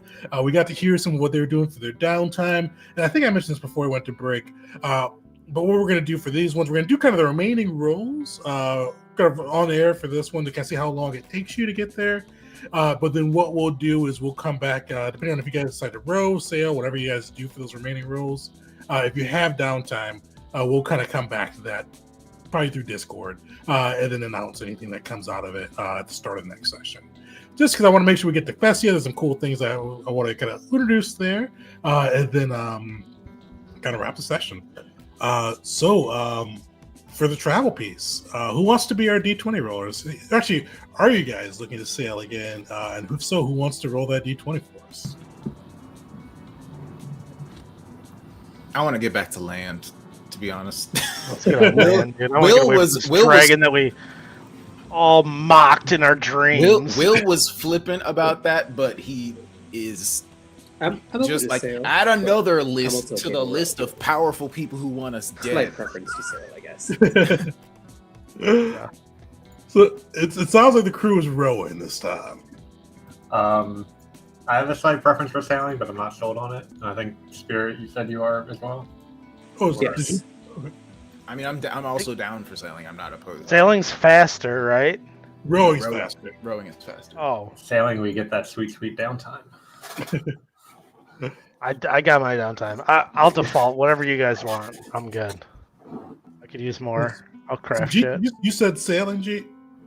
Yes, I did. Okay. Can you hear me? Oh, we can hear you now. It kind of came through right as Will was saying the other piece. I blurred for me, but I can hear you clearly now. Okay. I'm not seeing Will or hearing him, so I'll just rejoin. Okay. That's bad. So Jeet Wisteria sailing, Will rowing. Belric seemed like he was leaning to rowing, but undecided. So Mockery, you will be the deciding vote here.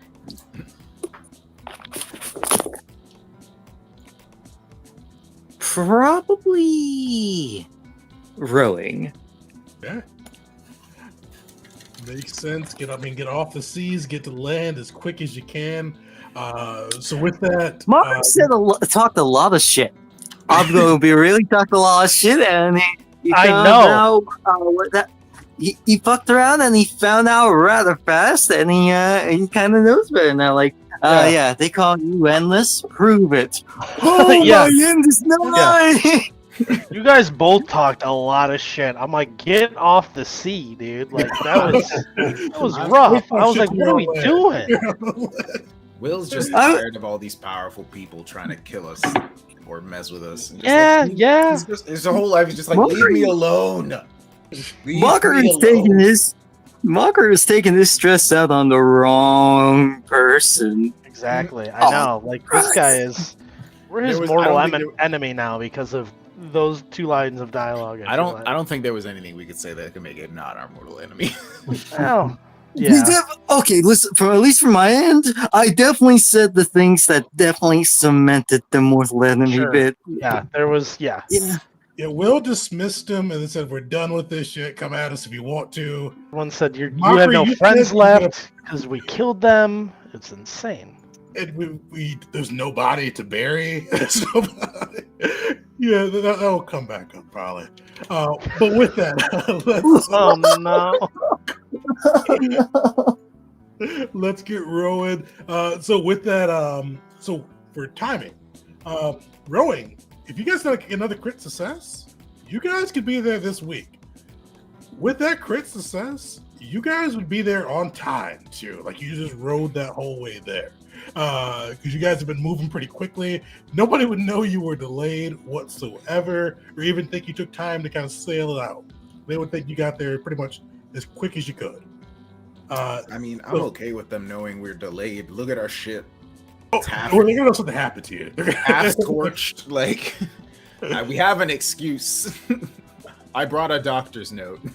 It's gonna be one of those ones. Usually, the consecration effect is gonna make you guys look like badass. Like your ship looks like it's on fire as the sun is moving with it.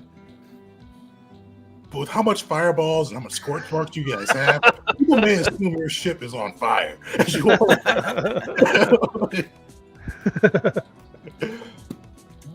But with that, let's get our rolls in on this side. So Wisteria kicking it off as always as a pilot. You guys have been. I will say this journey, this time away from politics, away from the machinations of infernal gods, away from the gavels, struggles to make friends, we'll call it, has been great for the Gavel organization. You guys are kind of working as one, moving as one, especially with some of the efforts of the crew to really kind of bring the Gavels together. So how does Wisteria kick off what could be this final leg of the journey? So at this point, she kind of feels like the danger is behind them, particularly with the deciding to row and get there faster. And I think maybe like the like she maybe the night before she like shared some stories of Fesia and some interesting like things to look out for on the horizon when we get there, and just kind of, through her logical and information-based way, gets the crew a little hyped up about going to this new place and the new adventure that awaits us, and all like the interesting things that we're going to see there. And so with that kind of on her mind and eager to see where we go, she makes sure to pilot us straight and true. Perfect. Give me a piloting check. And Wisteria, you know enough lore. I'm not going to make you roll for it. There's definitely elements that each of the core Gavels would find interesting for Fesia. It's even though it's been civilized in the cities, the wilderness is untamed. It's definitely a place a lot of heroes' followers like to go, especially for hunts, because between the beasts and monsters there's plenty to do. For others, the cities are kind of a place of like celebration, revelation, along with art and culture. They've got at least according to them, the best red wine within Kasia, and kind of mixing their blends. For those who like beer, they've got the Fessian Pale Ale, which is like the IPA of Kasia. So there's definitely like a couple of like cool selling facts you can probably find for each of the crew as you kind of get ready for your rowing. And sick. Yeah, you will. Yeah, crit success that. Yeah. Unfortunately, not crit success. Oh, I didn't put it on my attitude. Yeah. So still a success though, as you kind of go through just piloting a little bit more cheerful than that first round. Definitely used to dealing with the ship as you kind of maneuver through, earning the crew their first success out of 5, and kind of moving it along there. Belric, you're navigating. How's Belric approach this? Anything crazy he is doing on this side? I mean, not too crazy. He's starting to like study a little bit more about Hera and the Wardens of the Wild and just like nature. So like he's maybe even like for the first time ever, like I don't know if Wisteria has it, but like pulling up some astrology books from the library or any astrology that astronomy, I should say, that whatever the stars are. That Wisteria or is in the library. So I'm starting to like do a little bit more studying of the stars, and that's how I'll start like guiding at least at night. Like, hey, maybe we should be going going a little bit left based off this star pattern. So trying to use kind of the astronomy to guide us. I'm gonna do a nature check. Definitely, you can definitely find some books and kind of reinforce your own natural instincts on that side. Give us that survival. See how that goes. Oh, survival shit. Why is it -2? I'm just curious. The ship's broken. Ah. So fortunately, that is just below the failure threshold. You've got another hero point. We've got one left. I'm gonna use it. All right. -2. Oh no, you already had the -2 circumstance penalty in there. No, you're good. That's my bad. Okay. Yeah, I missed the penalty was already there. Yeah, so Belric, you don't need to spend that hero point. You are able to kind of, especially adding some of the written knowledge to your own natural instincts, help navigate the crew through the seas, picking up some steam, especially kind of adding to Asteria's like own natural piloting tendencies and kind of pushing you guys on a good track. Getting you guys definitely out of the critical success range or critical failure range, and nearly out of the failure range. So we're going to mix it up a little bit. This is the first time we've dipped the oars. So Oarmaster Will, you're no longer up on the rigging, kind of maneuvering and kind of helping out with kind of the deckhand pieces.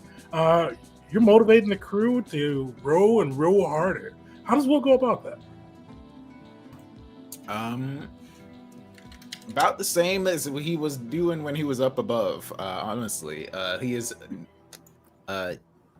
as the rigger. He wasn't, his specialty wasn't actually like being particularly strong. He has like the knowledge and stuff because he's spent some time learning how to do all this stuff. But mostly it's just coordination, keeping people on the same page when it comes to like all the work that they need to do. And in this particular case, it's mostly just shouting. Right? I've never rowed a ship before. I don't know how this works. But yeah, it's mostly just like keeping people in time. And remind me, it's been a little while since I looked at it. If I'm doing the rowing part, I can use diplomacy, yes? Yeah, so it kind of depends on how you want to go, depending on your modifiers here. So you picked up sailing lore, which is a DC 22. Mm-hmm. We can also do diplomacy or intimidation for a DC 25. The math works out, though it's exactly the same. Oh. The chances are exactly the same for me, actually. It's a difference of 7 wait.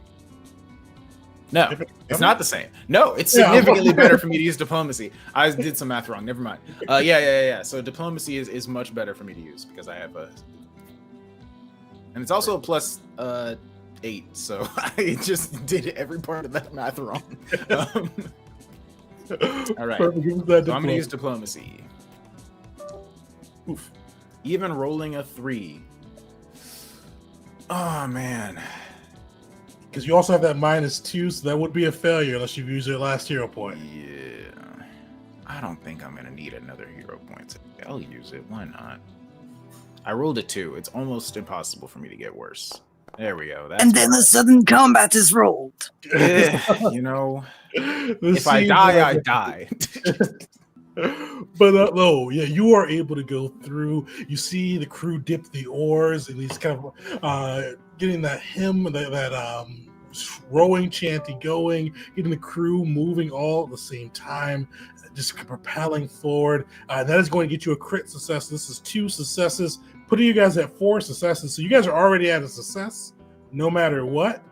You've got 2 people left, and you just need 1 more success with these calm waters to make your way back, or make your way to kind of off the coast of Ascenta. With that, we are going to go to our riggers. This time, Mockery is always one of the riggers, and Jeet is the other. Mockery, I'll pick on you first. All right. This one's going to be pretty simple. Mockery himself is going to be rowing. And given the fact that Mockery is kind of huge, has the hefty hauler feat, and has shown many feats of strength, though none quite as extreme as Jeet's, he's gonna be taking up the biggest oars we got if any of them are of differing size.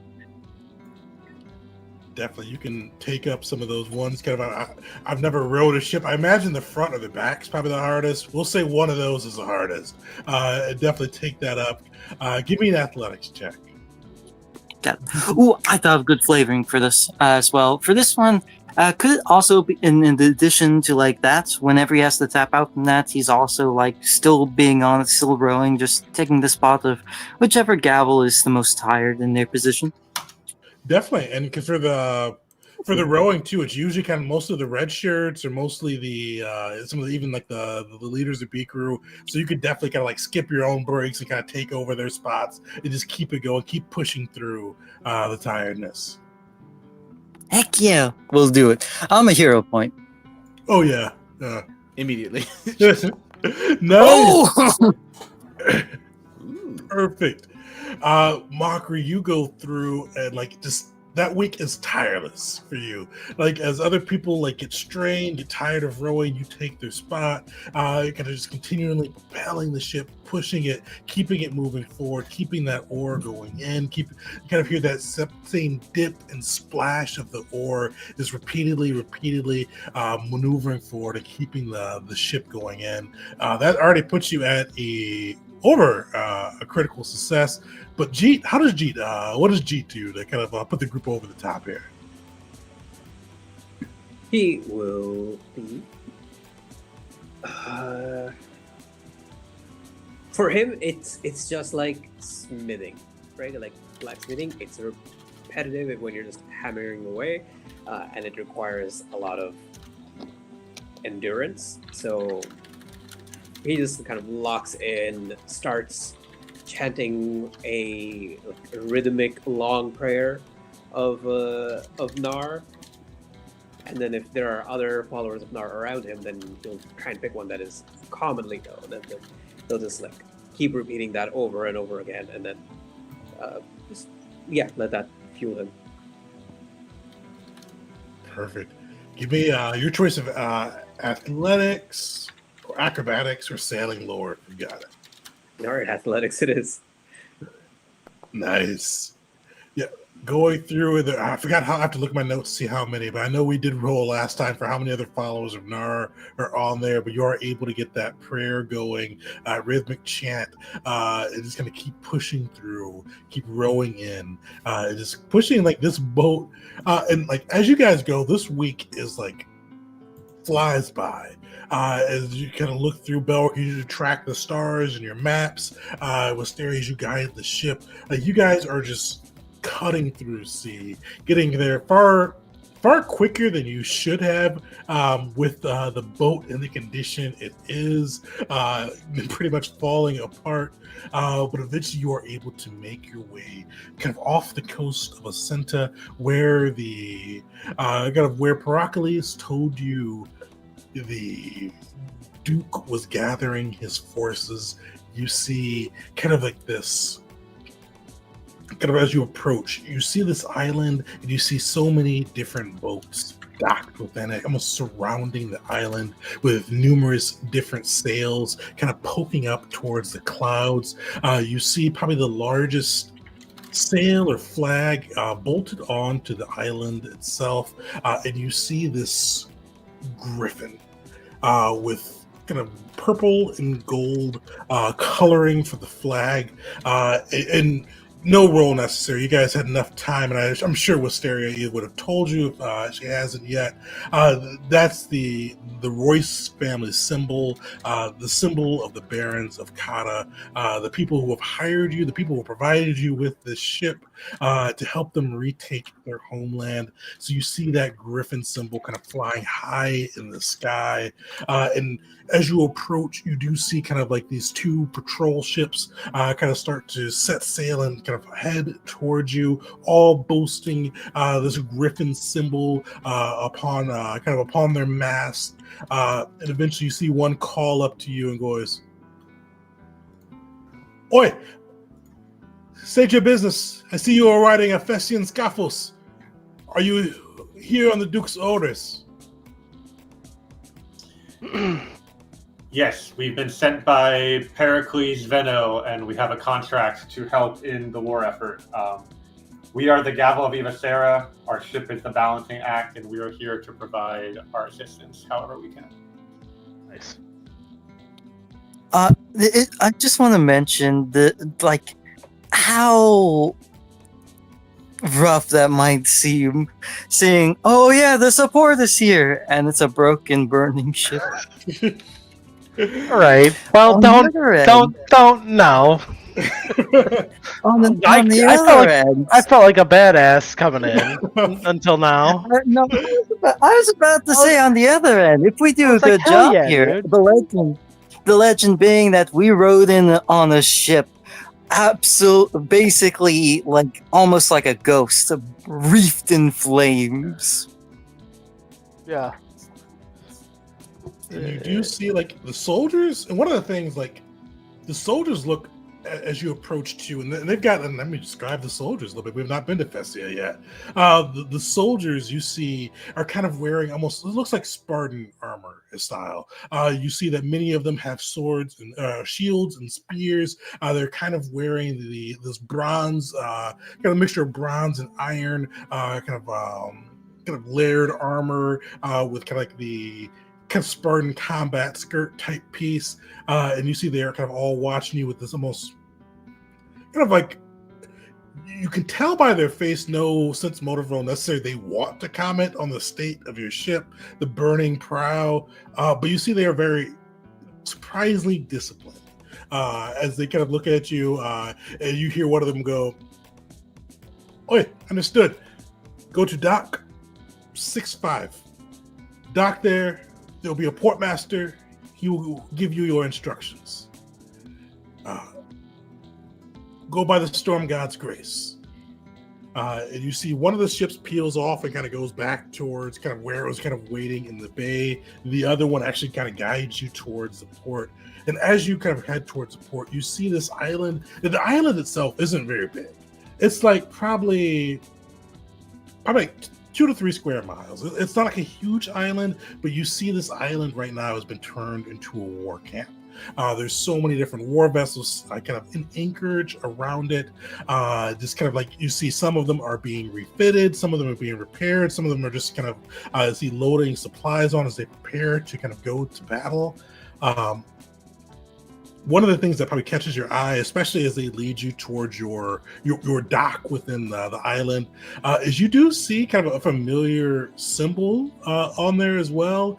You see the sigil of the Adamantium Renegades on 2 different ships, kind of anchored in near the same area as you all. One of the ships looks like it's definitely kind of like a haves and haves not type piece. One of the ships looks beat to hell. It looks like it has seen some things. It is like it's gone through battles.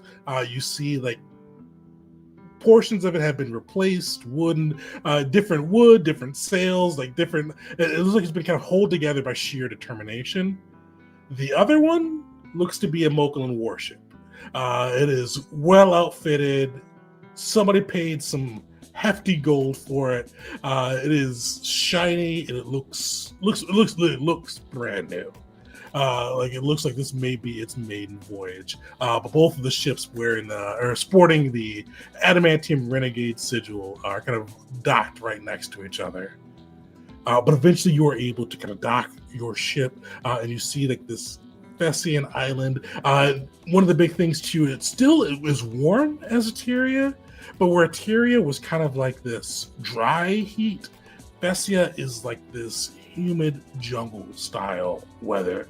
It's warm, it's hot, it's muggy. You smell the salty air in the air.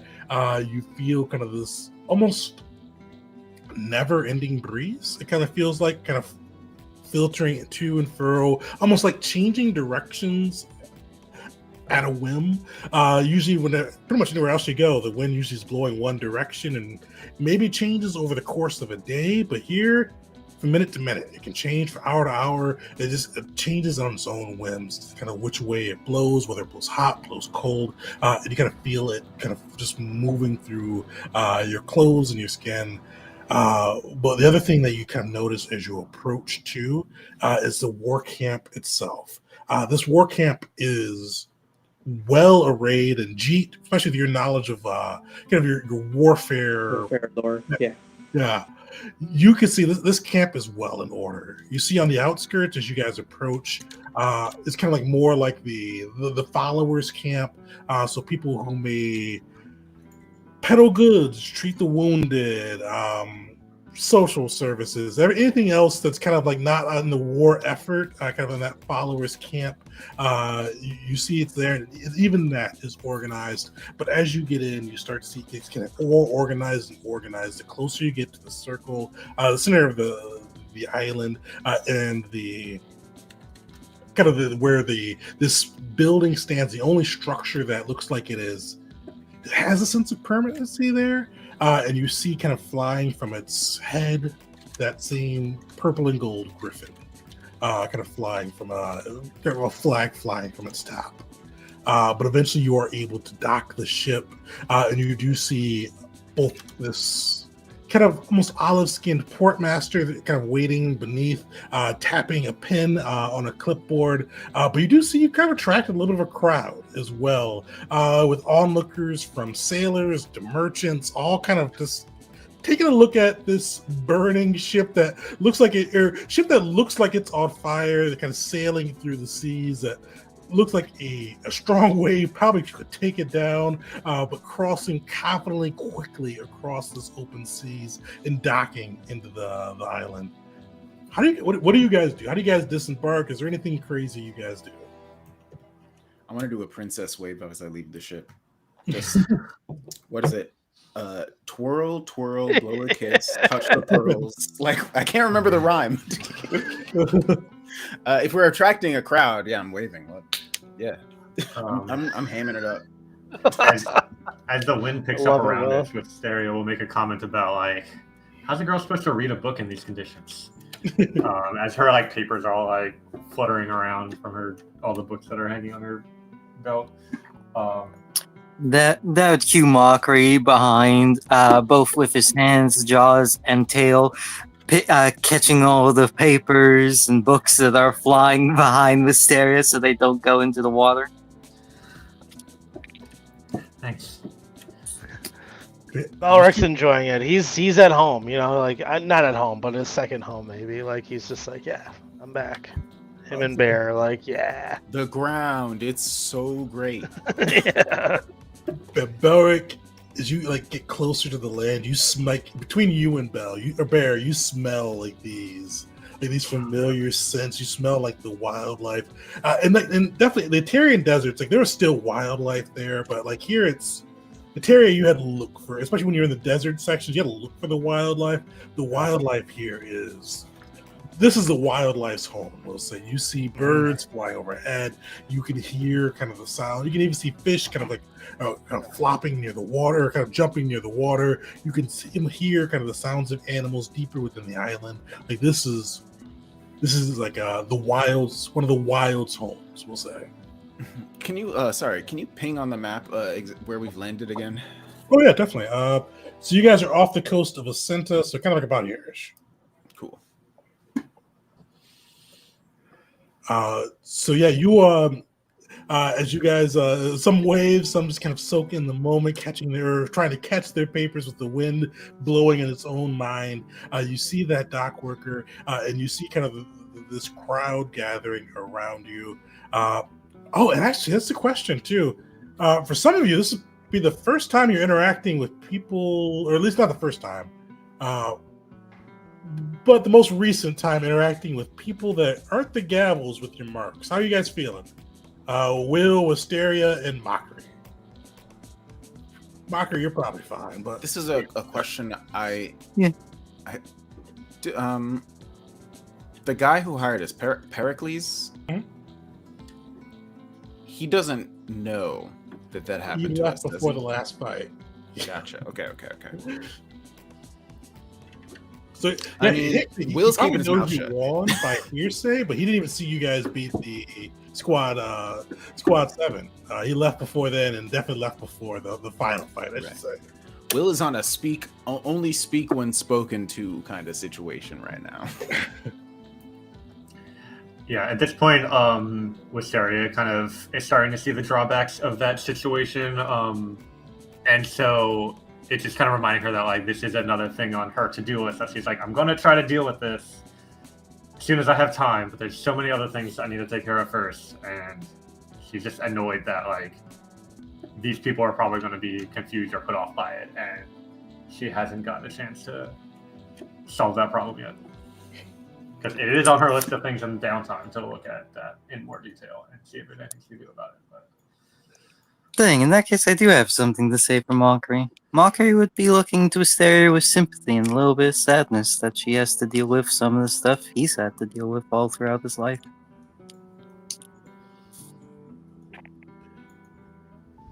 But as you guys approach, Will does the kind of a killer wave, but not really saying much to the crowd.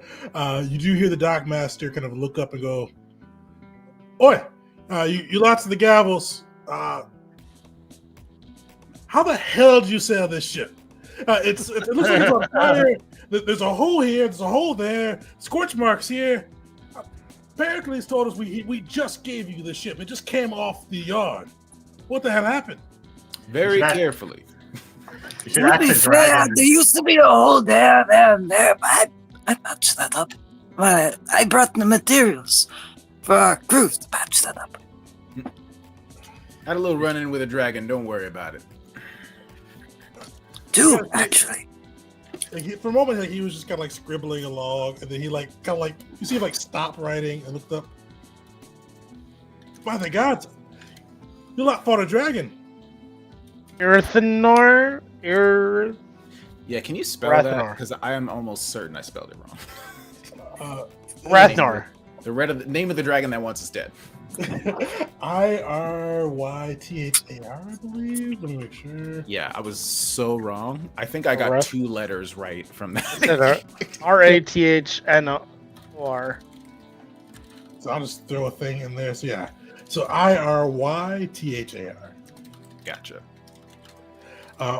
Yeah, you see, like he stops writing and goes, "Sanda's Fury. Well, you lot earned your stay here. I was told once you all made your way here, and kind of looks at his notes, Duke Kese will be very impressed that you were out right on time. He appreciates those who are punctual. But I was supposed to bring you to his tent. We were going to make any added repairs or enhancements needed to the ship. We didn't expect to make this many repairs, but wait, what can you do? We will get this ship in sailing order for you again, free of charge. But for now, we need to have you pay your homages to the Duke." Will bows graciously and trying to speak as little as possible, sort of gestures like lead the way. Kese also guaranteed us unlimited Fessian IPAs. You see, like the dock master kind of like squints for a moment. He goes, "Who am I to tell you no? If you want an IPA, I'm sure that they can make that happen." Alright, I'll grab one. We'll talk to Kesse, we'll talk to Pericles. And you kind of see him actually, he pauses for a moment. I would talk to Pericles. Kesse likes things just so. Very good man, but likes things, he likes it exact. And drunkenness is not one of his favorite, doesn't enjoy it, let's say. Okay. But he goes, all right, Gavels, follow me. And you see this like little portmaster kind of passes off his clipboard to one of the other sailors nearby. And you see people start swarming around the ship. Most of them just kind of gawking as they look at the ship that still has this kind of almost divine fiery glow as the dockmaster leads you away. And kind of moving through this war camp, which is just almost far too orderly, especially through the sections that aren't part of the Kata forces themselves.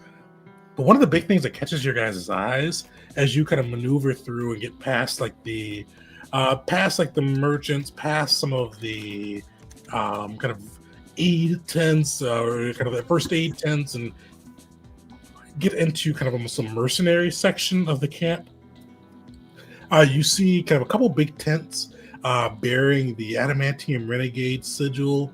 But what catches your eye the most is as you walk up, you see like 10 people bearing kind of the Adamantium Renegade sigil, this black and white armor, most of them wearing kind of wielding spears and shields. But what you see them is they're kind of almost 10 people are on one side fighting, trying to fight as a unit, we'll say. But across from them, you see a giant. Kind of like going through, wielding this big club, swinging it at them, and you all can tell without like any roll, he's not like swinging to hurt them. He's like, it's almost like a training session as you guys walk up, and they are trying to kind of like you see him swinging, and like occasionally every now and then he'll give like a word of advice, like shore up here. This is how the giants will do it here. As this giant kind of swings at them. And then you also see kind of along with the giant strikes, kind of like almost in tandem with it, you see two cat-like creatures. One is Stripes, the tiger that you guys encountered during your tournament fight against the Adamantium Renegades. Oh, and the giant is definitely Cavip as well. You recognize him there. And then the other, don't recognize the creature, but it looks like almost like a mutated wolf-like creature, large, dangerous looking, and you see kind of like in between Cavip strikes, the wolf or the tiger will kind of like try to lean in and like try to pick off one of like the slower or one of the people that reacts or kind of like moves too far away from the unit, and you see Cavip every now and then will be like, no, you stay together. Giants and monsters fight well together. If we see a weak link, we break it apart and eat. And you kind of see almost like the three experienced people training kind of some of these new recruits for the Adamantium Renegades, kind of getting them prepared to fight giants, fight monsters, utilizing the resources they have. They haven't seen you guys yet as you approach. Do you all do anything? Well, wait. What was Briefly, I want to say I love these guys. Yeah. What was the name of our giant bird again? Cavip. Cabin. Yes. So, G will like slink over to behind Cavit, and then activate his size changing rune and go like running up. Cavit, think fast. And then like, go in for a hug, but like a hug to try and take him down. Give me an athletics check.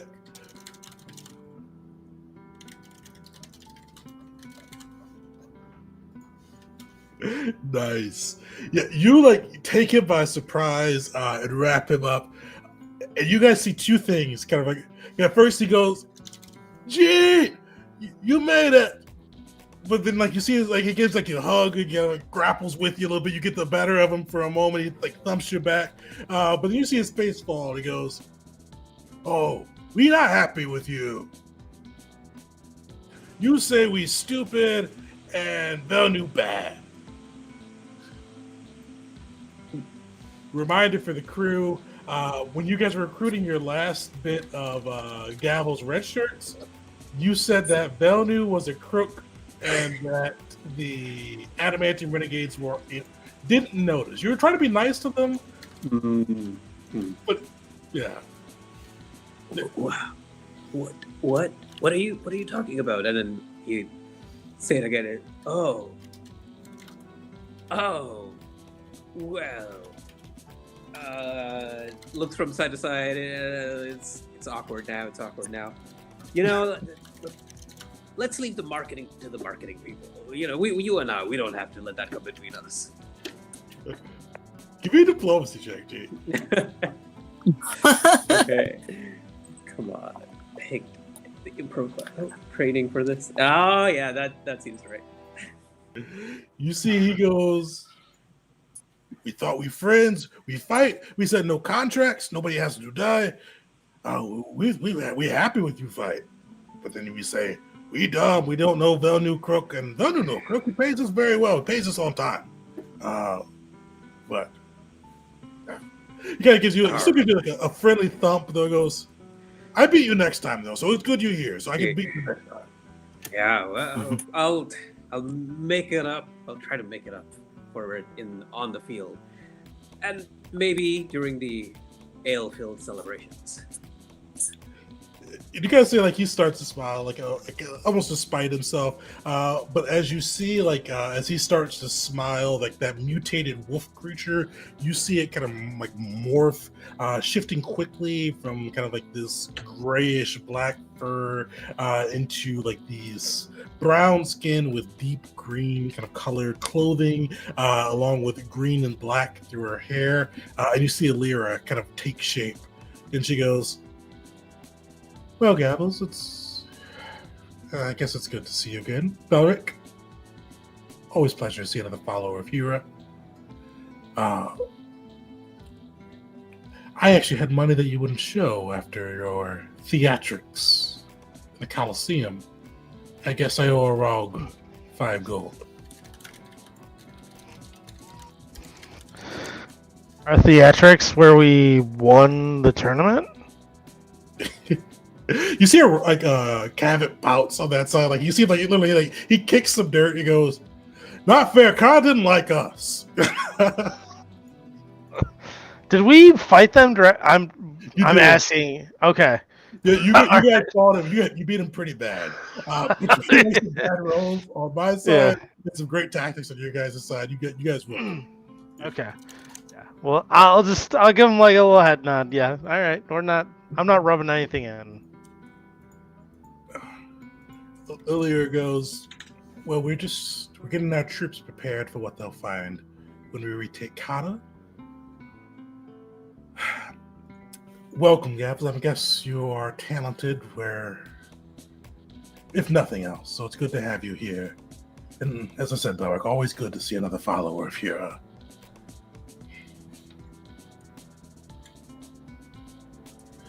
But you see Cav go, all right, we gotta get back to training, but Jeep, me, you wrestle later. We're still not friends.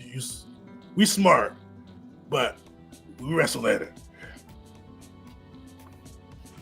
Got it, bud. And then he slinks back to the others while he's still large-sized. You see this like awkward slink back. Gee, Kavak knows that someone can be a crook and also pay them lots of money, right? It's important for me that he understands that paying lots of money to people does not make you automatically a good person. It is important for me that right now we don't mention anything that might impugn their intellect. I don't think he does. I think he simply does not. But if we... Yes, but we don't say it right now. We just don't say it. But if he doesn't know this and we tell him this, then he'll be more educated. And then we won't need to. We got to think about making allies here first, primarily, before we worry about educating people. You're right. We've not done very good with that so far. I mean, this is the place to turn that around. But with that, the dock master kind of gathers you guys back up again, and he goes, "Oh, you all know a giant, all right? More power to you. I mean, I wouldn't brag about it around these parts. Most of the people aren't too happy with the giants, but he's training the troops and can't think of better than first-hand experience." He's all right. He's friendly, mostly. Mockery will pipe up. We don't just know them. These lot, they were good fighters. We fought them in the tournament. And Jeet, he wrestled that one. Before the match, during the match, and after. Wait, did you wrestle him after? And Mockery will actually turn to Jeet. Oh, I don't recall that. I don't think so. I don't think you were. There was a fair amount of celebration, and the ale has made my memory hazy.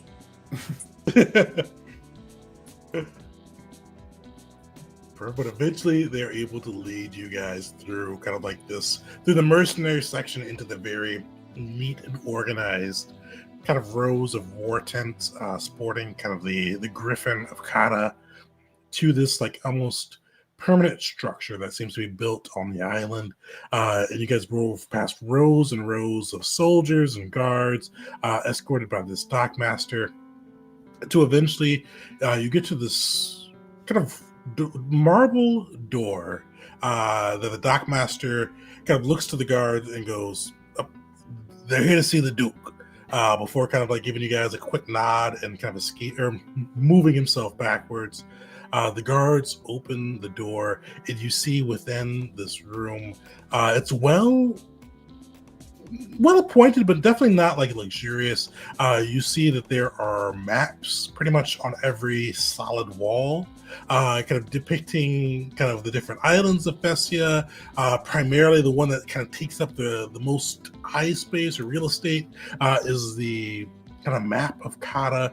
You see there are different kind of like notes attached to it, kind of indicating different structures, different areas. And you see kind of in this desk in front of the map, sitting kind of with a half-eaten meal in front of him. It looks to be definitely slightly opulent. Like you see like kind of like, it looks like he may have had like steak and lobster on there, but it's like only like been picked at, with like a partially drunken glass of red wine. But you see kind of around the food are just so many different papers, all well organized in their position, but definitely cluttered with different information. Looks like he's been parsing through.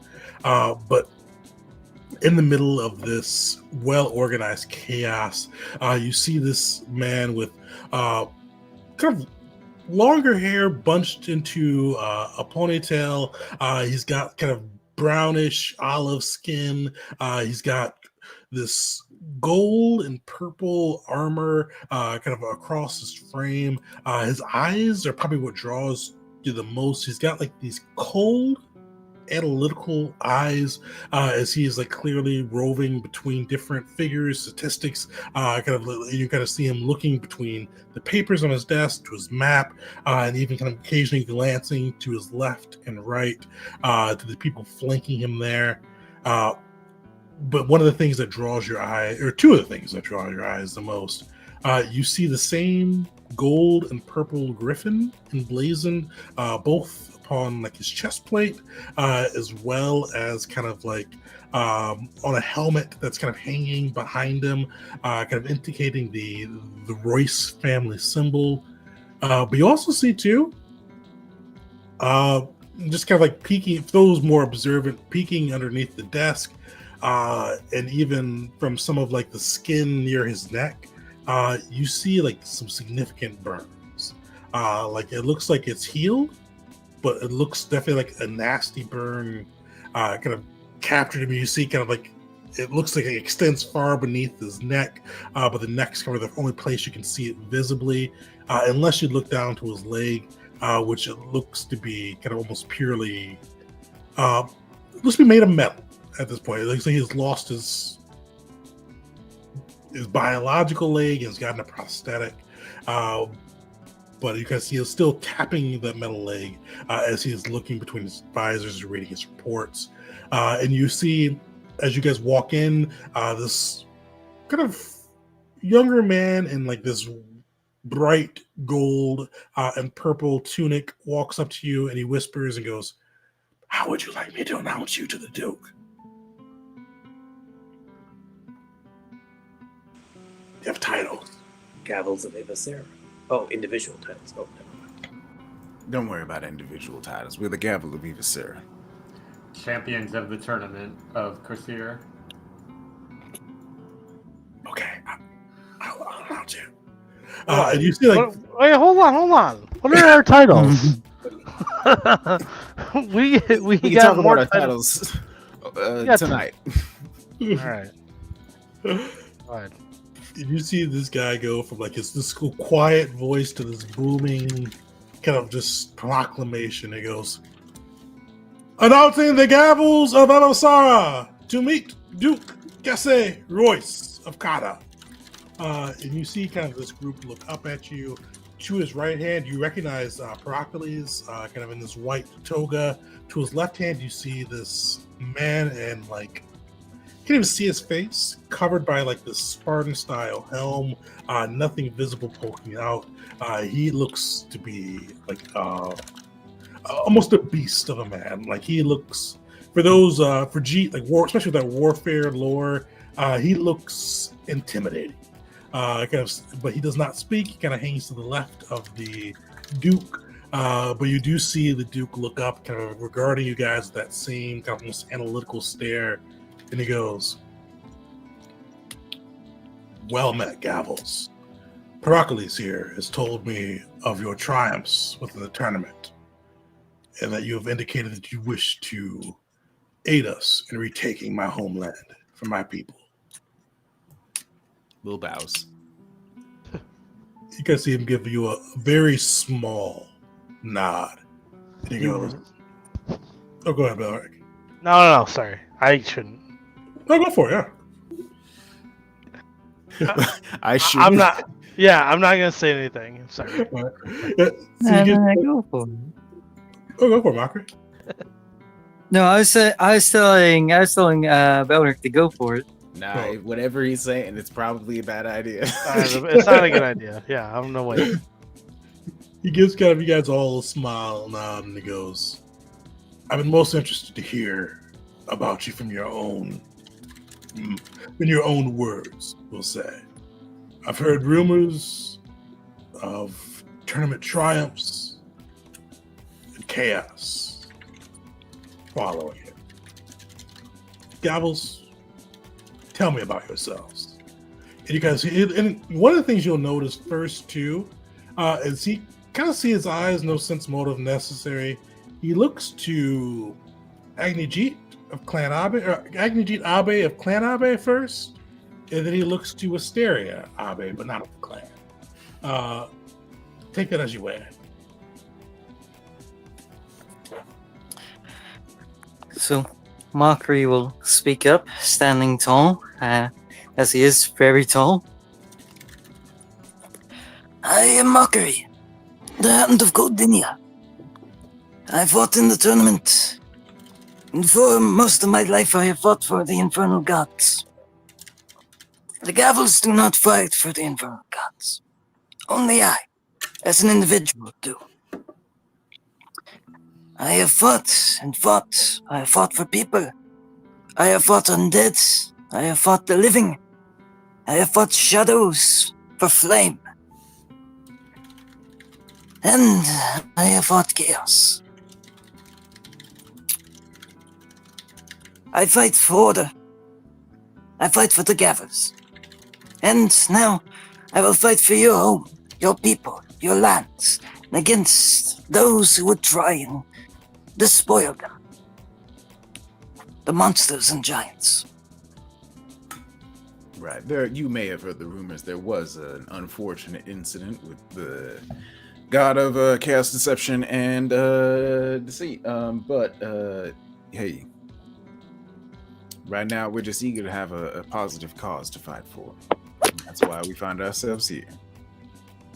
And we can guarantee that those challenges will have no impact on our effectiveness here. You see, like, he looked not worried, but he looked. You saw, like, and this guy, like, he has like a very tight jaw. Like, he's one of the people that clenches his teeth. You saw like he was clenching even harder after Mockery spoke about fighting for order.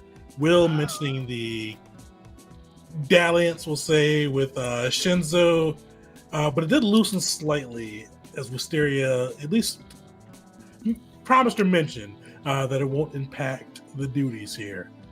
And you hear him kind of almost, not through gritted teeth, but definitely with a tight jaw, goes, "My family does not care for the chaos that Shinzo brings. We've been tormented by that wretch for at least the last 3 generations. And without Sanda here to deal with him, I will not have his shenanigans, his chaos, interrupt my effort to free my people from the despotic giants." He points to you, Wisteria. Wisteria Abe. You speak for the Gavels, you say this will not interfere with the efforts to reclaim my home for my people. You hold to that. I do, and if you doubt our motivations or capabilities, I lean down and put a huge stack of papers. I have a copy of the entire Chronicle of the Gavel of Vivacera. Should you wish to peruse, I have spared no effort in maintaining the truth and accuracy of everything we've done as an organization, and I hope that this information will be enough to allay any concerns you have. You see nods. It has been proofread. Go for it, Mockery. Oh, Mockery just kind of added in and mentioned, it has been proofread. You see kind of Duke Casse Royce give a small nod and goes, "Heracles, have one of our scribes review and give me the distilled notes of this." And he looks over, he goes, "Agnajit Abe of Clan Abe, do you concur? Will these..." And he kind of looks pointedly at Will, Wisteria, and then like stares daggers at Mockery. "This dalliance with Shinzo Z will not interrupt my war effort. Do you agree?" Of course not. I have no power. Yeah. I have no power over Shinzo Z. And as such, I cannot guarantee anything. I know that the will of my allies is not towards chaos and towards saving Fesia.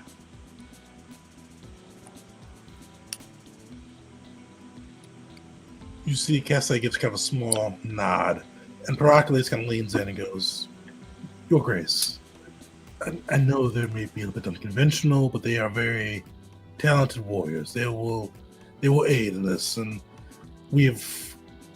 He kind of gets a little quieter for this part. "We have signed a life agreement with them. If they disobey that, and fail to help us retake Kata or shenanigans, their lives will be forfeit." You see kind of like the Duke lean back and he goes, "Well, with that stated," and he kind of waves to servants, and they kind of bring out 2 things. They bring out like the small, like a platter with like small plates with like bread, some meat. Belric, you're able to identify this meat. It's like a small piece of rock meat. So kind of like this big bird, but a very small piece in the midst of a bread of pita. So they bring out a tray of that along with a small glass of wine for each of you. And you see the servant kind of pass them out to all of you. And you see the Duke go, But with that said, if you fight for me, if you fight truly for order, as some of you may claim, you follow my rules, you stay within line, riches, fame, boats, they will be yours. Because we will retake my homeland. We will bring my people back to where they should be. We will expel those despotic children of the monsters. We will bring back order.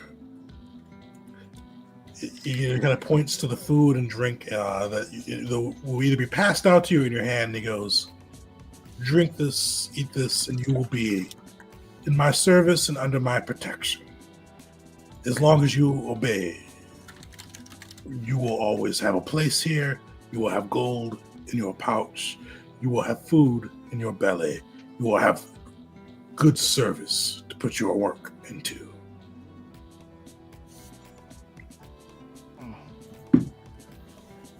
Will raises his glass. Happy to be of service. Takes a sip.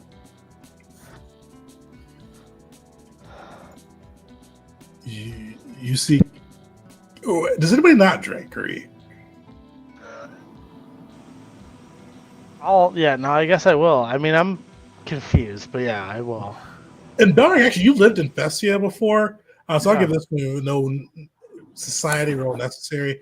And actually, you may not have done this before yourself, but you do know this is a common trait for the nobility of Fesia to do when they're bringing somebody new into their service. A bit of drink, a bit of food to kind of show that the bond's reciprocal, if that makes sense. Okay. Yep. Then I will certainly do my part.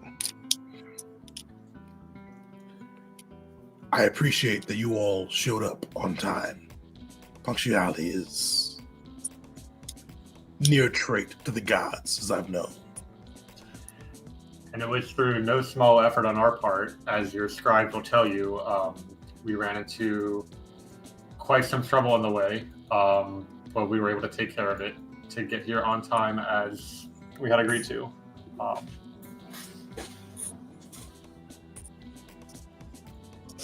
Duly noted, Wisteria Abe. With that, you do have time. You've got a week free to prepare yourself for what is to come. Before the war, though, there's a few things that we need to do. And you see him kind of point to the map, and you see him point to the capital city, kind of the main city upon the island. And he goes, the monsters have captured both my wife and my father. This cannot stand. We cannot go to war with those two held as hostages. I've already briefed the Adamantium Renegades, along with my personal Griffins. We are going to be sending a strike team in. It's the express goal to accomplish 3 objectives. For the gavels, I am placing... And you kind of see, like, for a moment, like, he falters, and you kind of see, like, a smallest bit of warmth go into his voice. I am placing the most important thing in my life in your hands. They have my wife. If we launch a full-scale attack, they've committed to killing her. Before we launch an attack, I want you to infiltrate the island and free my wife. You all will be charged with that. The Adamantium Renegades will be charged with freeing my father, and the Griffins will be charged with freeing some of our elite soldiers that have been held in prison camps. We will need you to leave in a week's time. We've secured a way for you to make your way on the island, as well as a way to make your way off. But before we go into that, I want to see what questions you have, or what intel you'll still need. Tegan, what's the name of the goddess of love again? Maya. All right. So Mockery will say, "I might as well. We will return to you your love and your wife. You have my word for whatever it matters." And Mockery, after saying that, would have the briefest glance towards Wisteria. Just his eyes. You see, like he looks. It's not. He looks out of his element as he kind of nods back to you. Like it's. You actually give me a sense motive check, Mockery, or actually anybody can. Make Oh, yeah, it's good it's anyone because Mockery, it's not too good at sense of motive. Here we go. Give me that roll. I'll be right back.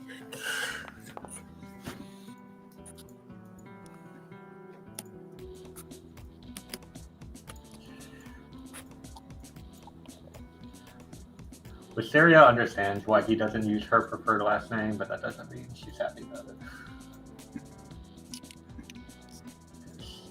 The Reavers of Tau have probably caused a lot of problems in Kata. Oh, most definitely. Be right back.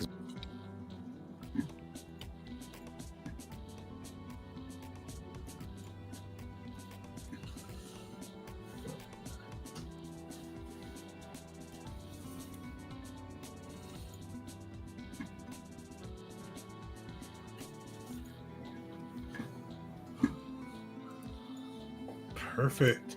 All right. So, Mockery. All right. Mockery. Yeah. So, Mockery, you're able to kind of like, and being surprisingly perceptive or intuitive today. You see, like there's true love for his wife there. He spoke about it. You almost were kind of reading his body language. His father, obligation. The troops, duty. The wife, love. And he almost kind of sensed a little bit too that he felt like he was misallocating resources, kind of sending kind of the way that he's prioritizing this, but yeah, almost even pushed through it, if that makes sense. Mockery at first, it's clear he's going to say like something along the lines that you're doing the right thing. But he thinks better of it to judge this person for anything. To say that he's not or is doing the right thing, probably not the best thing to say to a nobleman, someone stressed and currently in this position. And it's very clear that all plays out through his head as well. Just in like his body language, and he leans back and just nods again to him, just giving him a sure look of like, we'll get this done.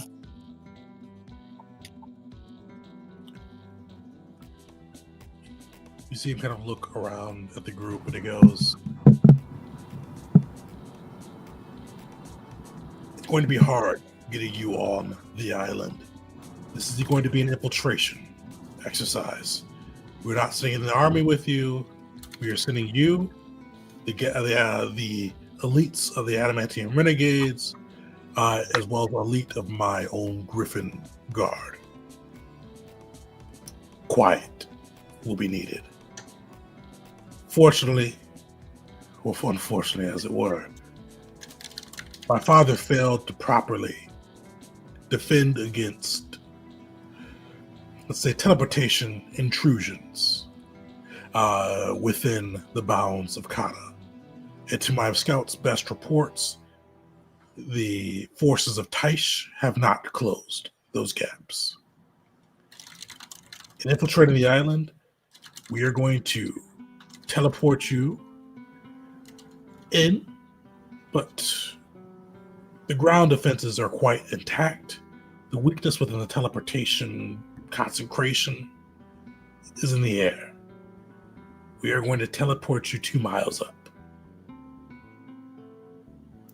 We'll provide you with gliders to make your way to the ground, but navigating that, flying that, will be up to you." This would be the part where Mockery would also choke on his wine and be coughing and sputtering. Right. Mockery, Hold on. You said up, as in like up and not north. Hold on. in the air, the sky, falling down. And That's Walker not would, things we do. You see, like Mockery, you rolled well. That actually, Mockery and Wisteria, you both noticed this one. He grinds his teeth like a bit. Like you hear him like you hear this weird squeak, this uncomfortable squeak as he like grinds his teeth. And he goes, "I apologize if I was not clear. Yes, up as in the air, sky 2 miles above ground. That is the only weakness within the concentration field that protects against teleportation onto Kata soil. All of the other teleportation circles have been disbanded or uncharged by the forces of Taish.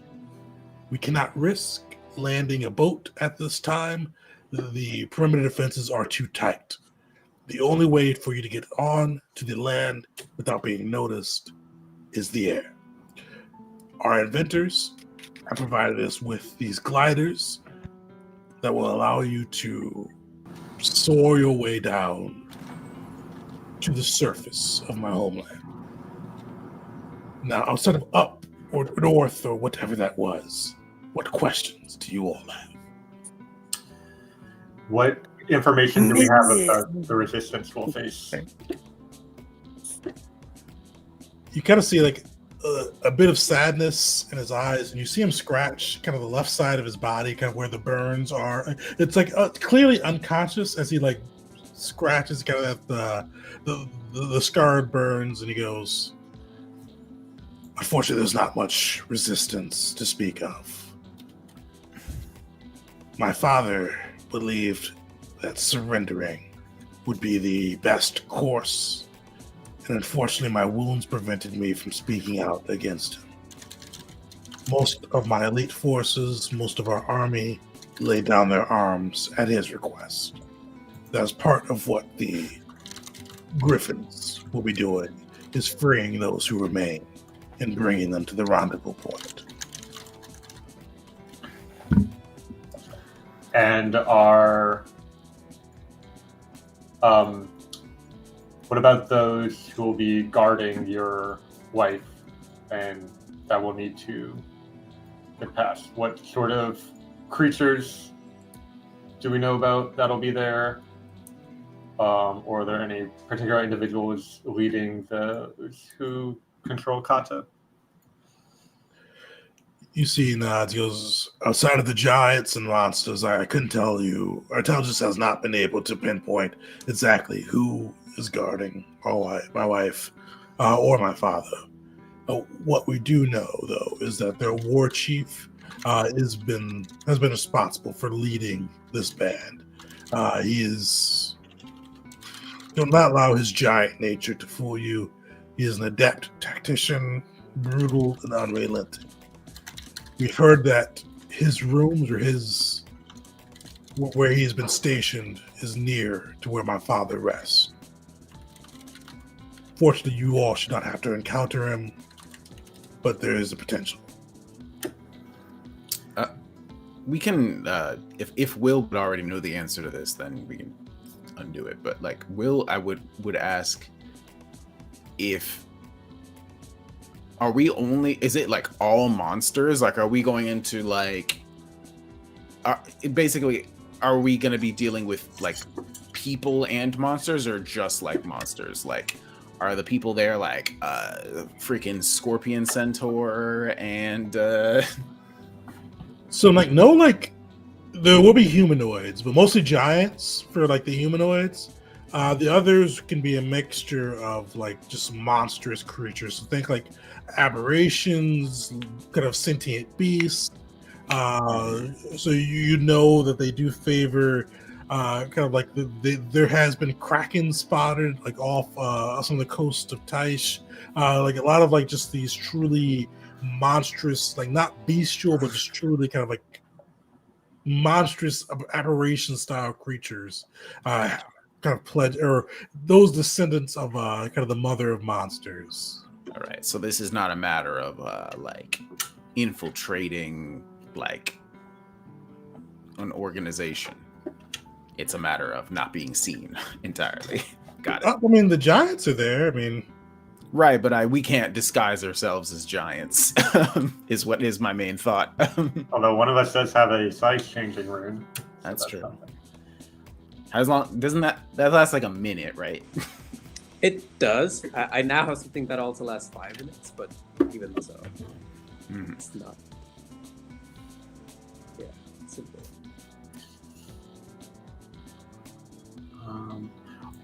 My last question will be: will they have any kind of magic, like protections on the places where they're holding your wife and father, or anything that we should be wary of other than just going in, grabbing them, pulling them out?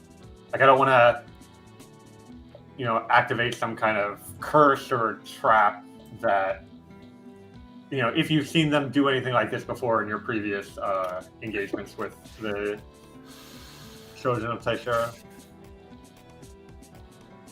You got to see he pauses for a moment and goes, intelligence hasn't reported of any of that, but the children, the giants, they're not skilled as the mages of Heka, but they are very talented. They are able to bring not disciplined magics, but strong magics to bear. Mostly bloodline magics.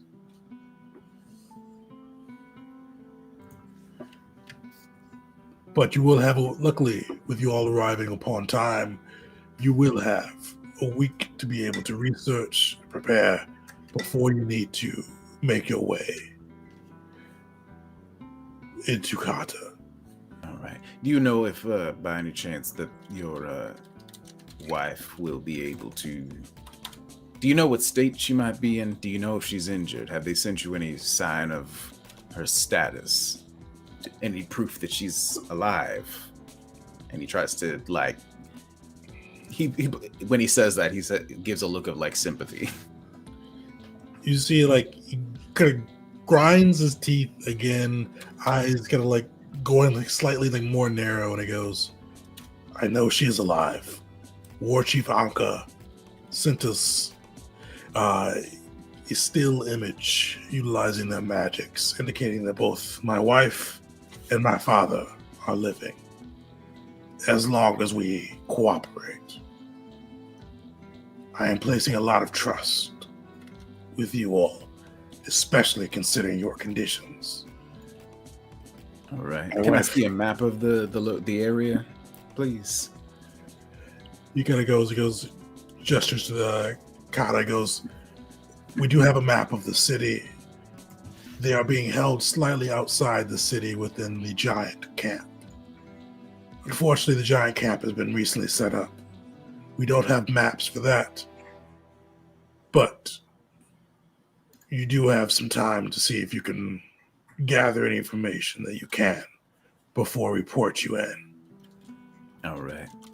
And does he have this map, like, visible to us right now? I just very quickly want to know, how far are we going to have to transport her once we've gotten her? You know what I mean? Like, is this going to be a matter of, like, once we've gotten our hands on her, we have to, like, bring her, like, walk her back out for 2 weeks or something? You know what I mean? Like, how far are we going to have to be transporting her?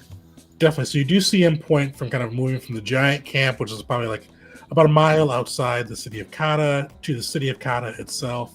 And he goes, fortunately, Belnu of Mokulin has allowed us access to one of the banks of Mokulin. Once you have secured my wife, you will make your way to the bank of Mokulin. We will provide you with a ritual that will allow you to recharge the teleportation circle that the giants disrupted within. The Mokulin Bank utilized that circle to transport their riches out before the island fell, but now this will allow you to bring my wife and escape the island, bringing you all back here. That circle will bring us here, right? Not Mokulin? It'll bring you here. Okay. The ritual that will allow it to recharge it will allow it to recalibrate, transporting you here. Though there is risk with the ritual. Once you begin it, it will alert the defenders, the Taish invaders, that you are here and where you are and breaking the concentration rooms. It'll need to be done well. It'll need to be done quickly. And some may need to hold off their forces as the portal is open. But luckily, once the last of our troops step through, my own mages will be able to close it from this side, preventing any giants from reaching the war camp. Your troops? If your troops could step through, then why don't they now? What do you need us for? We cannot open the circle from this end. It has to be on the surface, next to the circle itself, where the ritual will be complete. Fortunately, when my father surrendered the island, So you need some really high-ranking troops were lost. You need some really high-ranking troops to help you. Cassie goes, I do need outside assistance. And this is, you guys see him grit his teeth again. Wyatt is fortunate that Pericles has reached out to the mercenaries. And hired us. Yes. You fired well. We'll return your wife safely. In better condition than she will be rescued from. Again, whatever my word is worth to you, whatever the word of the Gavels is worth to you, you have it. Aye. It sounds almost like a exaggeration that will rain down from the heavens upon your enemies, but it looks to be the plan. You see he nods and goes, I hope I will look fondly upon having you serve in this war effort. Please do not betray that, as some of your gods may have you. But for now, my camp is open to you. My table is open to you. And if you are able to succeed in this endeavor, as I've said, I will put coins in your pockets. There will be considerable gold.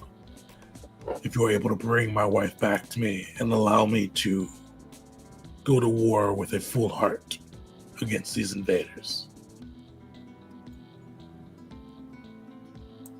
I just had a terrible thought just out of nowhere. I'm gonna steal this man's wife.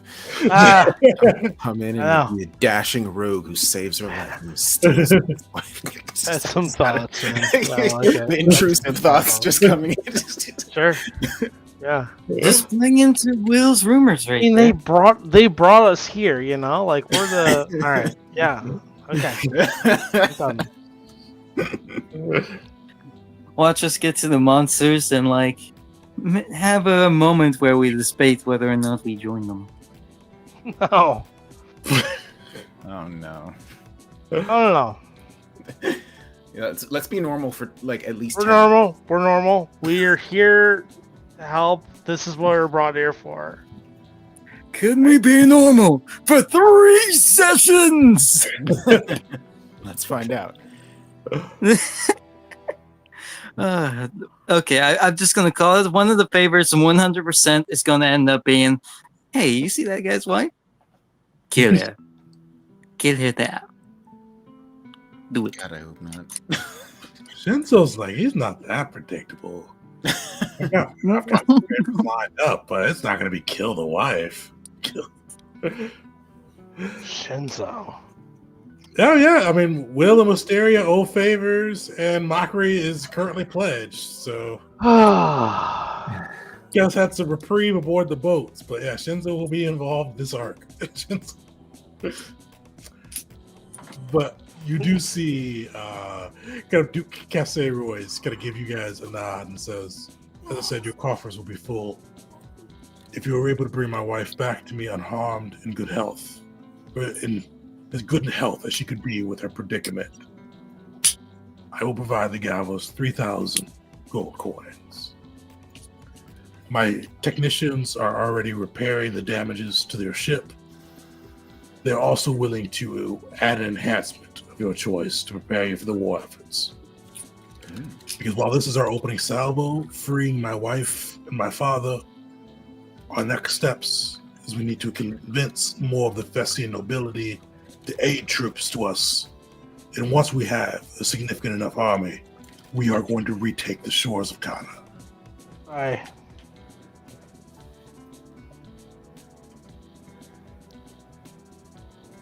But he looks around and goes, I know you're all weary from travel. I will not hold you. But do you have any other questions for me before we part? None that I can think of. We appreciate your time. He Well, goes, to do our own investigations. perfect. Velnu will be in contact to coordinate the Adamantium Renegades efforts along with you. Oh no! Yes, Velnu is the Thanks, Jeet. He's helped us arm our troops, secured loans from the banks of Mokulan. He has been well received in my court. Oh, great. Great.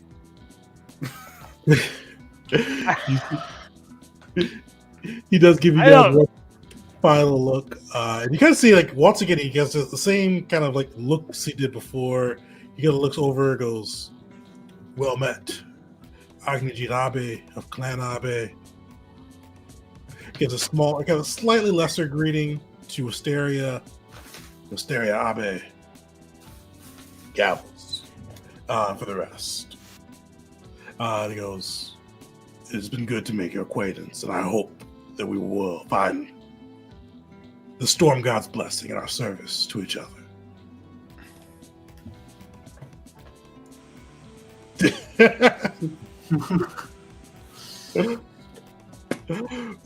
But with that, he does allow you guys to kind of leave, and that's where we'll wrap our session. But for next session, a couple things.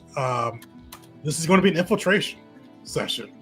So similar back to what we did during Wisteria's downtime, this is going to be infiltrating the Giants, or the Children of Tishera's war camp. They're trying to free his wife with as little disruption as you can, and then teleport out without and survive the waves coming after you. So you guys will have a week of downtime aboard the island. You can either use that to kind of find the different advantages for your preparation for this infiltration, or you can do it for anything else you'd want to spend downtime for. There is a pretty robust merchant camp both here on the island, and then Ascent is only a couple hours boat ride away in case you want to get anything there. But yeah, we'll pick that up next session. I can see how that portion goes, get into the infiltration, any downtime pieces beforehand, and then I can see how that plays out. Before I wrap, do you guys have any like questions overall, or anything you want clarification for? In my notes, I have under our list of quests, deal with the fiend at Kata. So that was something related to mockery. That no Yeah, longer applies. Yeah, Or that was for that'll the be there, Hellraisers. but it doesn't. Like, the Hell Knights no Oh longer. no, that's gonna be there. I will put I that also under have our quest list. failed quests. So I just want to mention, Tegan mentioned a little bit of rock meat this session, and we're about to be floating in the air above a monster camp. Yeah. So, Tegan, may Mockery be frightened too when the rock attacks? Because he doesn't know that a rock exists. He doesn't know what that is. He's only ever experienced it in hallucinations. Which I'm pretty sure each of those hallucinations have left him fleeing. If you'd like to be frightened too, if any flying creatures appear, that is definitely your choice on that side. One thing for the flying piece too, I will post the stats of the gliders. There, you will be introduced to kind of his stable of gliders. There are two different variations of them. one single glider. It takes one hand to fly. The other hand can do whatever you like. The other one is a dual glider. So it's one person kind of steers it, and they still have their other hand free, and the other person can like be strapped in and use both of their hands. So kind of think of how you guys can divide yourselves on that side. There's more than enough if everybody want to do their solo ones. There's more than enough for do 2 and 2 and then 1. But you guys have to kind of go through and figure out how you want to break that up. Because one person will be kind of piloting on that side. They'll still have another hand free for their actions. But the other person, if you do the dual person, can shoot, do whatever. Do we get to know what skill or characteristic or stat is associated with that? Like definitely, I will post that. It is mostly piloting, nature, and I think perception, but I'll have to check. Piloting, nature for sure, though. All right.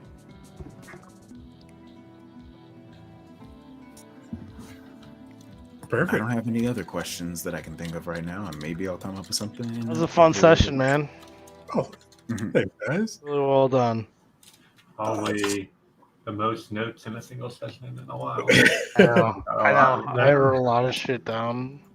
Heck yeah. It's very- I love sessions. Also with Grayson too, and I'm like, I didn't do much for him. Poor Grayson. Like, I think Mockery did since or Mockery repped it, dude. Mockery did great. Will keeps calling him Grace, so It's okay. because he misheard. Maybe. It's kind of a Maybe, little fucked up, actually. but also really Maybe. funny. It's the demon worshiper of the party that's the most distraught over the red shirt dying. Like, oh no! I know, such a weird. Yeah, I know that is weird. It is weird. That was one of the things I mentioned too, like with the dichotomy between Mockery, like his actions and his words. Yeah, that's a good point. But yeah, so On one end, praise the infernal gods. On the other end, oh no! I stepped on a ladybug. Right. Oh, dang. You know what? I forgot to ask you guys something that I meant to ask you because we just went. Things that were happening. I mentioned Will was not there for the conversation when Mockery was like sort of having his epiphany and is now seeking a new god to follow. So Will doesn't know. Would Will have been informed or have found out in the next week after that about that? Is what I'm wondering. To be fair, Mockery just assumes everyone reads the notes.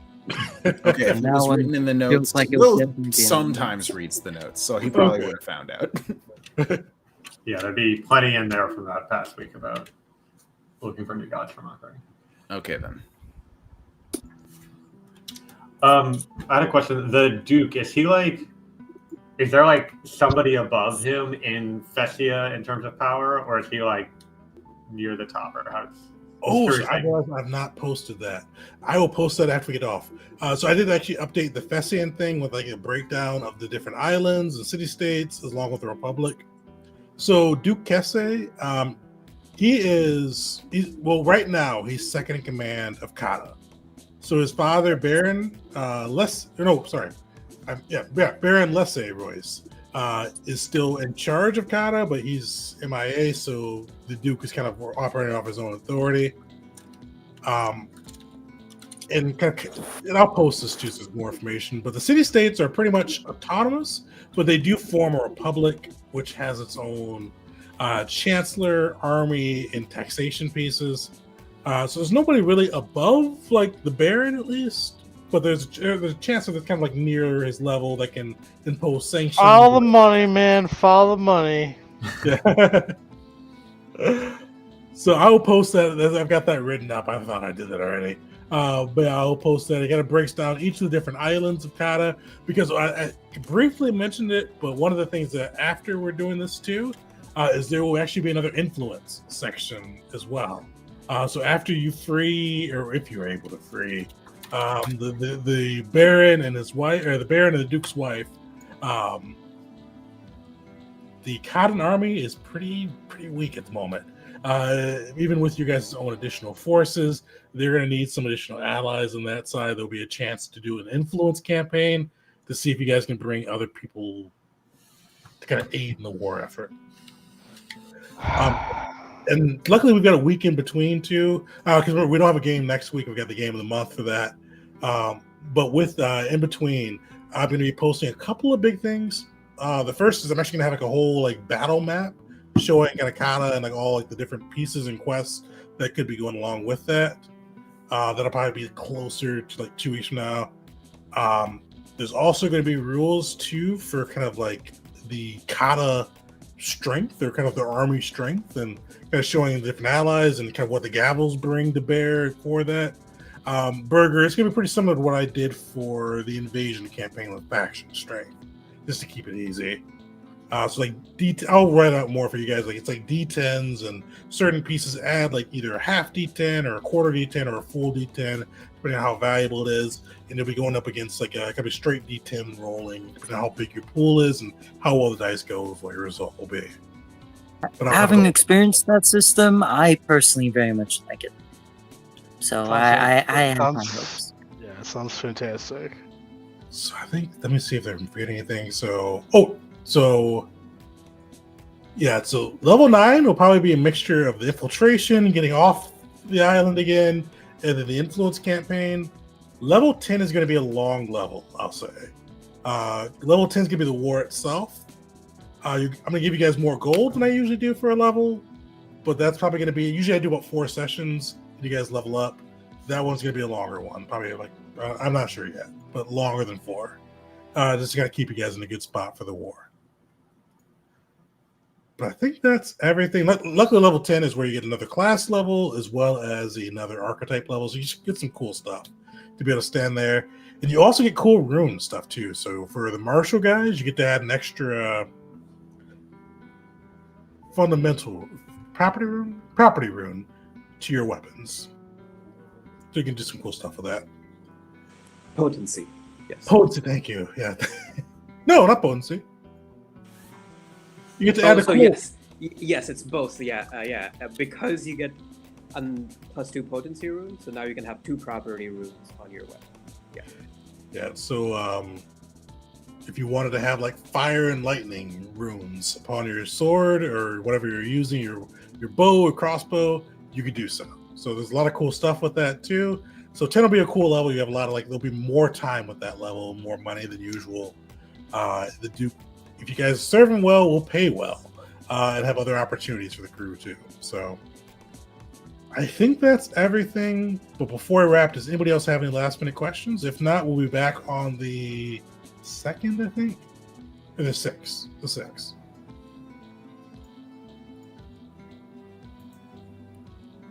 Sweet.